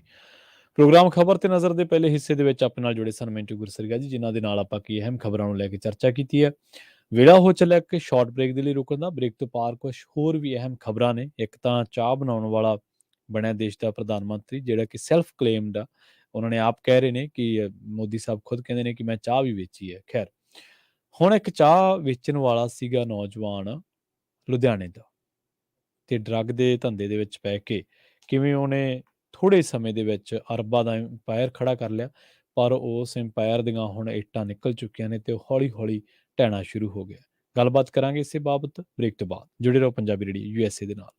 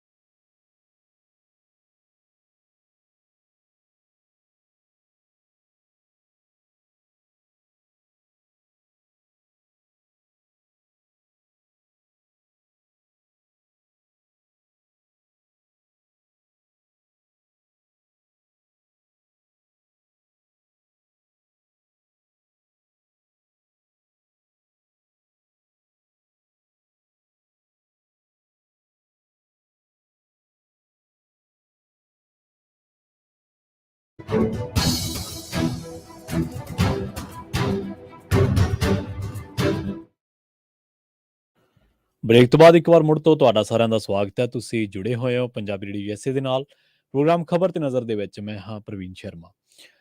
ਆਪਾਂ ਗੱਲਬਾਤ ਕਰਨ ਲੱਗੇ ਸੀ ਜਦੋਂ ਬ੍ਰੇਕ ਤੇ ਜਾਣਾ ਸੀ ਉਸ ਤੋਂ ਪਹਿਲਾਂ ਕਿ ਚਾਹ ਵੇਚਣ ਵਾਲੇ ਦੀ ਕੰਮ ਕੋਈ ਵੀ ਮਾੜਾ ਨਹੀਂ ਹੁੰਦਾ। ਸਾਨੂੰ ਇਹ ਗੱਲ ਖਿਆਲ ਦੇ ਵਿੱਚ ਰੱਖਣੀ ਚਾਹੀਦੀ ਹੈ। ਕੰਮ ਕੋਈ ਛੋਟਾ ਨਹੀਂ ਹੁੰਦਾ, ਕੋਈ ਵੱਡਾ ਨਹੀਂ ਹੁੰਦਾ। ਚਾਹ ਵੇਚਣ ਵਾਲੀ ਗੱਲ ਤਾਂ ਜੁੜੀ ਸੀ ਕਿਉਂਕਿ ਪ੍ਰਧਾਨ ਮੰਤਰੀ ਸਾਹਿਬ ਗੱਲ ਕਰਦੇ ਨੇ। ਅਸਲ ਦੇ ਵਿੱਚ ਹੋਇਆ ਕਿ ਪਿਛਲੇ ਦਿਨੀ ਇੱਕ ਨਾਰਕੋਟਿਕਸ ਕੰਟਰੋਲ ਬਿਊਰੋ ਐਨਸੀਬੀ ਨੇ ਇੱਕ ਆਪਣੀ ਵੱਡੀ ਉਪਲਬਧੀ ਦੱਸੀ ਹੈ ਤੇ ਇਹ ਮਸਲਾ ਜੁੜਦਾ ਲੁਧਿਆਣਾ ਦੇ ਨਾਲ। ਲੁਧਿਆਣਾ ਦਾ ਇੱਕ ਅਕਸ਼ੇ ਕੁਮਾਰ ਛਾਬੜਾ ਹੈ, ਉਹਦੇ ਬਾਰੇ ਕਿਹਾ ਜਾ ਰਿਹਾ ਕਿ ਉਹਦੀ ਕੌਮਾਂਤਰੀ ਹੈਰੋਇਨ ਸਿੰਡੀਕੇਟ ਆ ਜਿਹੜਾ ਕਿ ਪਾਕਿਸਤਾਨ ਤੋਂ ਲੈ ਕੇ ਅਫਗਾਨਿਸਤਾਨ ਤੱਕ ਫੈਲਿਆ ਹੋਇਆ ਹੈ, ਉਹਦੇ ਨਾਲ ਉਹਦੇ ਤਾਰ ਜੁੜੇ ਸੀਗੇ। ਉਸ ਤੋਂ ਬਾਅਦ ਹੁਣ ਇਹ ਬੰਦੇ ਬਾਰੇ ਜਦੋਂ ਗੱਲਾਂ ਜਾਂਚ ਦੇ ਵਿੱਚ ਕੀਤੀਆਂ ਤਾਂ ਬਹੁਤ ਕੁਝ ਸਾਹਮਣੇ ਆਇਆ। ਥੋੜ੍ਹੇ ਹੀ ਟਾਈਮ ਦੇ ਵਿੱਚ ਇਹ ਲੁਧਿਆਣੇ ਦੇ ਵਿੱਚ ਕਈ ਵਪਾਰਕ ਜਾਇਦਾਦਾਂ ਦਾ ਮਾਲਕ ਬਣ ਗਿਆ। ਅਮੀਰ ਹੋਣ ਤੋਂ ਬਾਅਦ ਉਹ ਆਪਣੇ ਪਰਿਵਾਰ ਦੇ ਨਾਲ ਜਨਤਾ ਨਗਰ ਦੇ ਵਿੱਚ ਅਮੀਰ ਹੋਣ ਤੋਂ ਪਹਿਲਾਂ ਜਨਤਾ ਨਗਰ ਦੇ ਵਿੱਚ ਰਹਿੰਦਾ ਸੀ। ਉਸ ਤੋਂ ਬਾਅਦ ਉਹਨੇ ਨਿਤੇਸ਼ ਵਿਹਾਰ ਲੁਧਿਆਣਾ ਦਾ ਇੱਕ ਬਹੁਤ ਮਹਿੰਗਾ ਇਲਾਕਾ ਹੈ। ਉੱਥੇ ਮਹਿਲਨੁਮਾ ਘਰ ਖਰੀਦ ਲਿਆ। ਇਹ ਨਹੀਂ ਵੀ ਛੋਟੀ-ਮੋਟੀ ਕੋਠੀ ਖਰੀਦ ਲਈ, ਮਹਿਲ ਜਿੱਡਾ ਘਰ ਖਰੀਦ ਲਿਆ। ਉਸ ਤੋਂ ਬਾਅਦ ਉਹਨੇ ਇੱਕ ਫਾਰਮ ਹਾਊਸ ਬਣਾਇਆ। ਕਈ ਮਹਿੰਗੀਆਂ ਕਾਰਾਂ ਵੀ ਖਰੀਦੀਆਂ ਉਹਨੇ। ਹੋਰ ਤਾਂ ਹੋਰ ਨਵੀਂ ਅਨਾਜ ਮੰਡੀ ਦੇ ਵਿੱਚ ਇੱਕ ਉਹਨੇ ਛਾਬੜਾ ਦੀ ਟਰੇਡਿੰਗ ਫਰਮ ਤੇ ਗੋਦਾਮ ਵੀ ਲੈ ਲਿਆ ਤੇ ਉਹ ਗੁਰੂ ਕਿਰਪਾ ਟਰੇਡਿੰਗ ਫਰਮ ਦੇ ਨਾਂ ਉੱਤੇ ਘਿਓ, ਤੇਲ ਤੇ ਚੌਲ ਇਹਨਾਂ ਦੀ ਥੋਕ ਵਿਕਰੀ ਦਾ ਕਾਰੋਬਾਰ ਕਰਨ ਲੱਗ ਪਏ ਤੇ ਕਾਰੋਬਾਰ ਵੀ ਐਸਾ ਵੀ ਦੂਜਿਆਂ ਨਾਲੋਂ ਮਤਲਬ ਬਹੁਤ ਸਸਤੇ ਭਾਅ ਦੇ ਉੱਤੇ ਇਹ ਚੀਜ਼ਾਂ ਵੇਚਦਾ ਸੀਗਾ ਤੇ ਉਹਨਾਂ ਨੂੰ ਇਸ ਚੀਜ਼ ਦਾ ਬੜਾ ਹੈਰਾਨੀ ਹੋਈ ਕਿ ਯਾਰ ਇਹ ਬੰਦਾ ਅਸੀਂ ਜਿੰਨਾ ਮਾਰਜਨ ਰੱਖਦੇ ਹਾਂ ਕਿਉਂਕਿ ਹਰ ਕਾਰੋਬਾਰੀ ਦਾ ਇੱਕ ਮਾਰਜਨ ਆ ਨਾ, ਹਰ ਕਾਰੋਬਾਰ ਇੱਕ ਤੈਅ ਭਾਅ ਤੇ ਹੁੰਦਾ ਵੀ ਕਿੰਨੇ ਦੀ ਚੀਜ਼ ਲਿਆਂਦੀ, ਕਿੰਨਾ ਖਰਚਾ ਪਿਆ, ਕਿੰਨਾ ਉਹਨੂੰ ਟਰਾਂਸਪੋਰਟ ਪਈ, ਕਿੰਨੇ ਦੀ ਵੇਚਣੀ ਹੈ, ਕਿੰਨਾ ਟੈਕਸ ਚੀਜ਼ ਨੂੰ ਖਰੀਦਣ ਵੇਲੇ ਫਿਰ ਵੇਚਣ ਵੇਲੇ, ਬਹੁਤ ਤਕੜਾ ਹਿਸਾਬ ਕਿਤਾਬ ਹੈ ਇਹ ਇੱਕ। ਤਾਂ ਲੋਕ ਹੈਰਾਨ ਕਿ ਯਾਰ ਇਹ ਬੰਦਾ ਥੋਕ ਦੇ ਕਾਰੋਬਾਰ 'ਚ ਆ ਕੇ ਕੁਛ ਮਹੀਨਿਆਂ ਦੇ ਵਿੱਚ ਹੀ ਕਿੰਗ ਬਣ ਗਿਆ। ਉਸ ਤੋਂ ਬਾਅਦ ਕੀ ਹੋਇਆ ਵੀ ਉਹਦੇ ਗੁਆਂਢੀਆਂ ਨੂੰ ਵੀ ਪਤਾ ਨਹੀਂ ਲੱਗਿਆ ਵੀ ਇਹ ਬੰਦੇ ਦੇ ਪਾਕਿਸਤਾਨ ਤੇ ਅਫਗਾਨਿਸਤਾਨ ਦੇ ਨਾਲ ਜਿਹੜਾ ਡਰੱਗ ਸਿੰਡੀਕੇਟ ਚੱਲਦਾ ਉਹਦੇ ਨਾਲ ਇਹਦੀਆਂ ਤਾਰਾਂ ਜੁੜੀਆਂ। 2 ਸਾਲ ਪਹਿਲਾਂ ਜਿਹੜਾ ਇਹ ਅਕਸ਼ੇ ਕੁਮਾਰ ਛਾਬੜਾ ਇਹਦੇ ਪਿਤਾ ਇੱਕ ਚਾਹ ਦੀ ਦੁਕਾਨ ਚਲਾਉਂਦੇ ਸਨ ਤੇ ਚਾਹ ਦੀ ਦੁਕਾਨ ਚਲਾਉਣਾ ਕੋਈ ਮਾੜਾ ਕੰਮ ਨਹੀਂ ਹੈ। ਕਈ ਬੜੀਆਂ ਤਕੜੀਆਂ ਚਾਹ ਦੀਆਂ ਦੁਕਾਨਾਂ ਚੱਲਦੀਆਂ। ਆਪਾਂ ਦੇਖਿਆ ਜਿਹੜੇ ਪਿੰਡਾਂ ਸ਼ਹਿਰਾਂ ਦੇ ਵਿੱਚ ਰਹਿੰਦੇ ਆ, ਪਿੰਡਾਂ ਵਾਲੇ ਜਦੋਂ ਆਪਾਂ ਫਸਲਾਂ ਵੇਚਣ ਜਾਂਦੇ ਆ ਮੰਡੀਆਂ ਦੇ ਵਿੱਚ ਤਾਂ ਆਪਾਂ ਦੇਖਦੇ ਹਾਂ ਕਿ ਕਈ ਚਾਹ ਦੇ ਜਿਹੜੇ ਖੋਖੇ ਵੀ ਚਲਾਉਂਦੇ ਨੇ ਉਹਨਾਂ ਦੇ ਵੀ 3-3 4-4 ਕਰਿੰਦੇ ਰੱਖੇ ਹੁੰਦੇ ਆ ਤੇ ਉਹਨਾਂ ਤੋਂ ਕੰਮ ਤੇ ਪੂਰਾ ਨਹੀਂ ਆਇਆ ਜਾਂਦਾ। ਵਿਚਾਰਿਆਂ ਨੂੰ ਰੋਟੀ ਖਾਣ ਦੀ ਵੇਲ ਨਹੀਂ ਹੁੰਦੀ, ਕਈ ਵਾਰੀ ਇੰਨਾ ਕੰਮ ਹੁੰਦਾ ਸੀਜ਼ਨ ਦੇ ਦਿਨਾਂ 'ਚ ਤਾਂ ਖਾਸ ਕਰਕੇ। ਤਾਂ ਉਹ ਕੀ ਹੋਇਆ, ਉਹ ਬੰਦਾ ਉਹ ਤਾਂ ਉਹਦੇ ਪਿਤਾ ਜੀ ਤਾਂ ਉਹੀ ਕੰਮ ਜਿਹੜਾ ਕਰਦੇ ਰਹੇ ਪਰ ਇਹਦੇ ਜਿਹੜੇ ਤਾਰ ਸੀਗੇ ਇਹ ਕਿਤੇ ਇੰਟਰਨੈਸ਼ਨਲ ਸਿੰਡੀਕੇਟ ਦੇ ਨਾਲ ਜੁੜ ਗਏ ਤੇ ਉਸ ਤੋਂ ਬਾਅਦ ਜੋ ਮੈਂ ਦੱਸ ਕੇ ਹਟਿਆ ਇਹਨੇ ਉਹ ਬਣਾਇਆ। ਪਰ ਪਿਛਲੇ ਦਿਨੀ ਨਾਰਕੋਟਿਕਸ ਕੰਟਰੋਲ ਬਿਊਰੋ ਨੇ ਇਹ ਦੱਸਿਆ ਕਿ ਜਿਹੜਾ ਅਕਸ਼ੇ ਕੁਮਾਰ ਛਾਬੜਾ ਜਿਹਨੂੰ ਅਸੀਂ ਗ੍ਰਿਫਤਾਰ ਕੀਤਾ ਹੈ, ਇਹ ਬੰਦੇ ਦੀਆਂ ਗੱਲਾਂ ਇਕੱਲੀਆਂ ਇਹ ਨਹੀਂ ਹੈ ਕਿ ਹੈਰੋਇਨ ਦਾ ਕਾਰੋਬਾਰ ਕਰਦਾ ਹੈ। ਇਹ ਹੋਰ ਬਹੁਤ ਵੱਡੇ ਲੈਵਲ ਤੇ ਇਹਨਾਂ ਚੀਜ਼ਾਂ ਨੂੰ ਕਰ ਰਿਹਾ ਤੇ ਰੌਲਾ ਇਹ ਹੈ ਕਿ ਹੁਣ ਇਹਨੇ ਆਲੇ-ਦੁਆਲੇ ਦੀਆਂ ਦੁਕਾਨਾਂ ਵੀ ਉੱਥੇ ਦੱਸਦੇ ਆ ਕਿ ਮੰਡੀ ਦੇ ਵਿੱਚ ਖਰੀਦਣੀਆਂ ਸ਼ੁਰੂ ਕਰਤੀਆਂ ਸੀਗੀਆਂ ਤੇ ਹੁਣ ਪਰ ਇਹ ਜਦੋਂ ਦਾ ਇਹ ਨਾਰਕੋਟਿਕਸ ਕੰਟਰੋਲ ਬਿਊਰੋ ਦੇ ਹੱਥ ਲੱਗਿਆ, ਉਸ ਤੋਂ ਬਾਅਦ ਇਹਦੀਆਂ ਕਈ ਵਪਾਰਕ ਥਾਵਾਂ ਤੋਂ ਨਸ਼ੀਲਾ ਪਦਾਰਥ ਬਣਾਉਣ ਵਾਲਾ ਕੱਚਾ ਮਾਲ ਬਰਾਮਦ ਕੀਤਾ ਹੈ। ਕਈ ਇਹਦੀਆਂ ਜਿਹੜੀਆਂ ਕਾਰਾਂ ਵੱਡੀਆਂ ਮਹਿੰਗੀਆਂ ਲਗਜ਼ਰੀ ਉਹ ਵੀ ਬਰਾਮਦ ਕੀਤੀਆਂ ਤੇ ਆਲੇ-ਦੁਆਲੇ ਦੇ ਜਿਹੜੇ ਲੋਕ ਰਹਿੰਦੇ ਆ ਉਹ ਕਹਿੰਦੇ ਸਾਨੂੰ ਕਦੇ ਸ਼ੱਕ ਹੀ ਨਹੀਂ ਪਿਆ। ਇਹ ਕਹਿੰਦਾ ਇਹ ਇਉਂ ਲੱਗਦਾ ਸੀਗਾ ਵੀ ਇਹਨੂੰ ਭਾਈ ਖੰਡ, ਚੌਲ, ਤੇਲਾਂ ਦਾ ਜਿਹੜਾ ਕਾਰੋਬਾਰ ਆ ਉਹ ਰਾਸ ਆ ਗਿਆ ਤੇ ਲੁਧਿਆਣਾ ਦੇ ਵਿੱਚ ਵੱਡੇ ਪੱਧਰ ਉੱਤੇ ਹੁੰਦੀ ਹੈਰੋਇਨ ਦੀ ਤਸਕਰੀ ਦੇ ਉਤਪਾਦਨ ਦੇ ਬਾਵਜੂਦ ਪਿਛਲੇ 2 ਸਾਲਾਂ ਦੇ ਵਿੱਚ ਕਦੇ ਵੀ ਪੰਜਾਬ ਪੁਲਿਸ ਤੇ ਹੋਰ ਕਿਸੇ ਏਜੰਸੀ ਨੂੰ ਇਹਦੇ ਬਾਰੇ ਸੂਹ ਨਹੀਂ ਲੱਗੀ। ਤੁਹਾਨੂੰ ਯਾਦ ਹੋਣਾ ਇੱਕ ਵਾਰੀ ਉਹ ਮਾਮਲਾ ਜਿਹਦੇ ਵਿੱਚ ਗੈਂਗਸਟਰ ਜੈਪਾਲ ਭੁੱਲਰ ਦਾ ਐਨਕਾਊਂਟਰ ਹੋਇਆ ਸੀ। ਉਸ ਤੋਂ ਪਹਿਲਾਂ ਲੁਧਿਆਣੇ ਦੇ ਵਿੱਚ 2 ਪੁਲਿਸ ਵਾਲਿਆਂ ਦਾ ਕਤਲ ਹੋ ਗਿਆ ਸੀ। ਜਿਵੇਂ ਹੁਣ ਆਪਾਂ ਆਹ ਜਿਹੜੇ ਮੁੰਡੇ ਬਾਰੇ ਕੁਲਦੀਪ ਬਾਜਵੇ ਬਾਰੇ ਜ਼ਿਕਰ ਕਰਕੇ ਹਟੇ ਜਾਂ ਨਕੋਦਰ ਗੋਲੀਕਾਂਡ ਬਾਰੇ ਜ਼ਿਕਰ ਕਰਕੇ ਨਕੋਦਰ ਗੋਲੀਕਾਂਡ ਨਹੀਂ ਮਾਫ਼ ਕਰਨਾ, ਨਕੋਦਰ ਦੇ ਵਿੱਚ ਜਿਹੜਾ ਵਪਾਰੀ ਦਾ ਕਤਲ ਤੇ ਉਹਦੇ ਨਾਲ ਇੱਕ ਪੰਜਾਬ ਪੁਲਿਸ ਦਾ ਨੌਜਵਾਨ ਮਾਰਿਆ ਗਿਆ। ਉਹਦੇ ਬਾਰੇ ਆਪਾਂ ਗੱਲ ਕੀਤੀ ਸੀ ਤਾਂ ਇਹ ਜਿਹੜੀ ਘਟਨਾ ਵਾਪਰੀ ਸੀ ਲੁਧਿਆਣੇ ਦੇ ਵਿੱਚ 2 ਪੁਲਿਸ ਵਾਲਿਆਂ ਨੂੰ ਗੋਲੀਆਂ ਮਾਰ ਦਿੱਤੀਆਂ ਗੈਂਗਸਟਰਾਂ ਨੇ। ਤਾਂ ਉਸ ਤੋਂ ਬਾਅਦ ਤਰਥੱਲੀ ਮੱਚ ਗਈ ਸੀਗੀ ਕਿ ਗੈਂਗਸਟਰਾਂ ਨੇ 2 ਪੁਲਿਸ ਵਾਲੇ ਮਾਰਤੇ। ਅਸਲ ਦੇ ਵਿੱਚ ਅੰਦਰੂਨੀ ਗੱਲ ਕਿਸੇ ਨੇ ਬਾਹਰ ਹੀ ਨਹੀਂ ਕੱਢ ਕੇ ਲਿਆਂਦੀ। ਪੁਲਿਸ ਵੀ ਉਸ ਗੱਲ ਤੇ ਥੋੜ੍ਹਾ ਜਿਹਾ ਪਰਦਾਪੋਸ਼ੀ ਕਰ ਗਈ। 2 ਕੈਂਟਰਾਂ ਦੇ ਵਿੱਚੋਂ ਡਰੱਗ ਦੀ ਲੱਦਾ-ਪਲੱਦੀ ਕੀਤੀ ਜਾ ਰਹੀ ਸੀ। ਤੇ ਪੁਲਿਸ ਵਾਲਿਆਂ ਨੂੰ ਇਹ ਪਤਾ ਹੀ ਨਹੀਂ ਸੀਗਾ ਇਸ ਗੱਲ ਦਾ ਕਿ ਇੱਥੇ ਜੈਪਾਲ ਭੁੱਲਰ ਦਾ ਗੈਂਗ ਹੈ ਜਾਂ ਇਹਦੇ ਵਿੱਚ ਜੈਪਾਲ ਭੁੱਲਰ ਹੋ ਸਕਦਾ।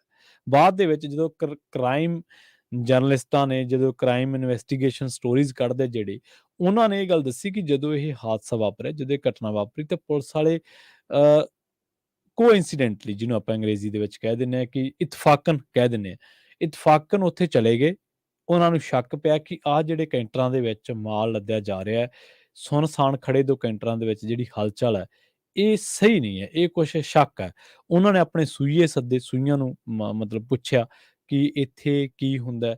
ਸੂਈਏ ਕਹਿੰਦੇ ਵੀ ਇਸ ਤਰ੍ਹਾਂ ਦੀ ਕਦੇ ਸੱਟੇ-ਸੁੱਟੇ ਵਾਲੇ ਹੁੰਦੇ ਆ ਇੱਥੇ ਆਮ ਇਹਨਾਂ ਬਾਜ਼ਾਰਾਂ ਦੇ ਵਿੱਚ, ਇਸ ਮੰਡੀ ਦੇ ਇਲਾਕੇ ਦੇ ਵਿੱਚ ਕਹਿ ਲਓ ਜਾਂ ਉਸ ਇਲਾਕੇ ਦੇ ਵਿੱਚ, ਜਾਂ ਉਹ ਕਹਿੰਦੇ ਕਿ ਇੱਥੇ ਸੱਟੇ ਵਾਲੇ ਆ ਜਾਂ ਕੋਈ ਇੱਥੇ ਚਲਵਾਂ-ਚੁਲਵਾਂ ਪੀਣ ਵਾਲੇ, ਇੱਥੇ ਹੋਰ ਕੋਈ ਵੱਡਾ ਕੋਈ ਇਸ ਤਰ੍ਹਾਂ ਦਾ ਹੈਰੋਇਨ ਦਾ ਕਾਰੋਬਾਰ ਨਹੀਂ। ਪਰ ਜਦੋਂ ਪੁਲਿਸ ਵਾਲੇ ਕਾਰ 'ਚ ਵਿੱਚੋਂ ਉਤਰ ਕੇ ਬਾਹਰ ਆਏ ਤਾਂ ਉਹਨਾਂ ਨੂੰ ਪਤਾ ਲੱਗਿਆ ਵੀ ਇਹ ਕੰਮ ਡਰੱਗ ਦਾ ਤੇ ਬਹੁਤ ਵੱਡੇ ਪੱਧਰ ਦਾ ਸੀ। ਪੁਲਿਸ ਵਾਲਿਆਂ ਨੇ ਨਾਲ ਦੀ ਨਾਲ ਉਹਨਾਂ ਨੂੰ ਵਰਜਿਆ, ਉਹਨਾਂ ਨੂੰ ਕਿਹਾ ਵੀ ਤੁਹਾਡੇ ਤੇ ਪਰਚਾ ਪਾਉਣੇ ਐਂ ਕਰਦੇ, ਤੇ ਇਹ ਗੱਲ ਕਹਿੰਦੇ ਤੂੰ-ਤੂੰ ਮੈਂ-ਮੈਂ ਹੋ ਗਈ।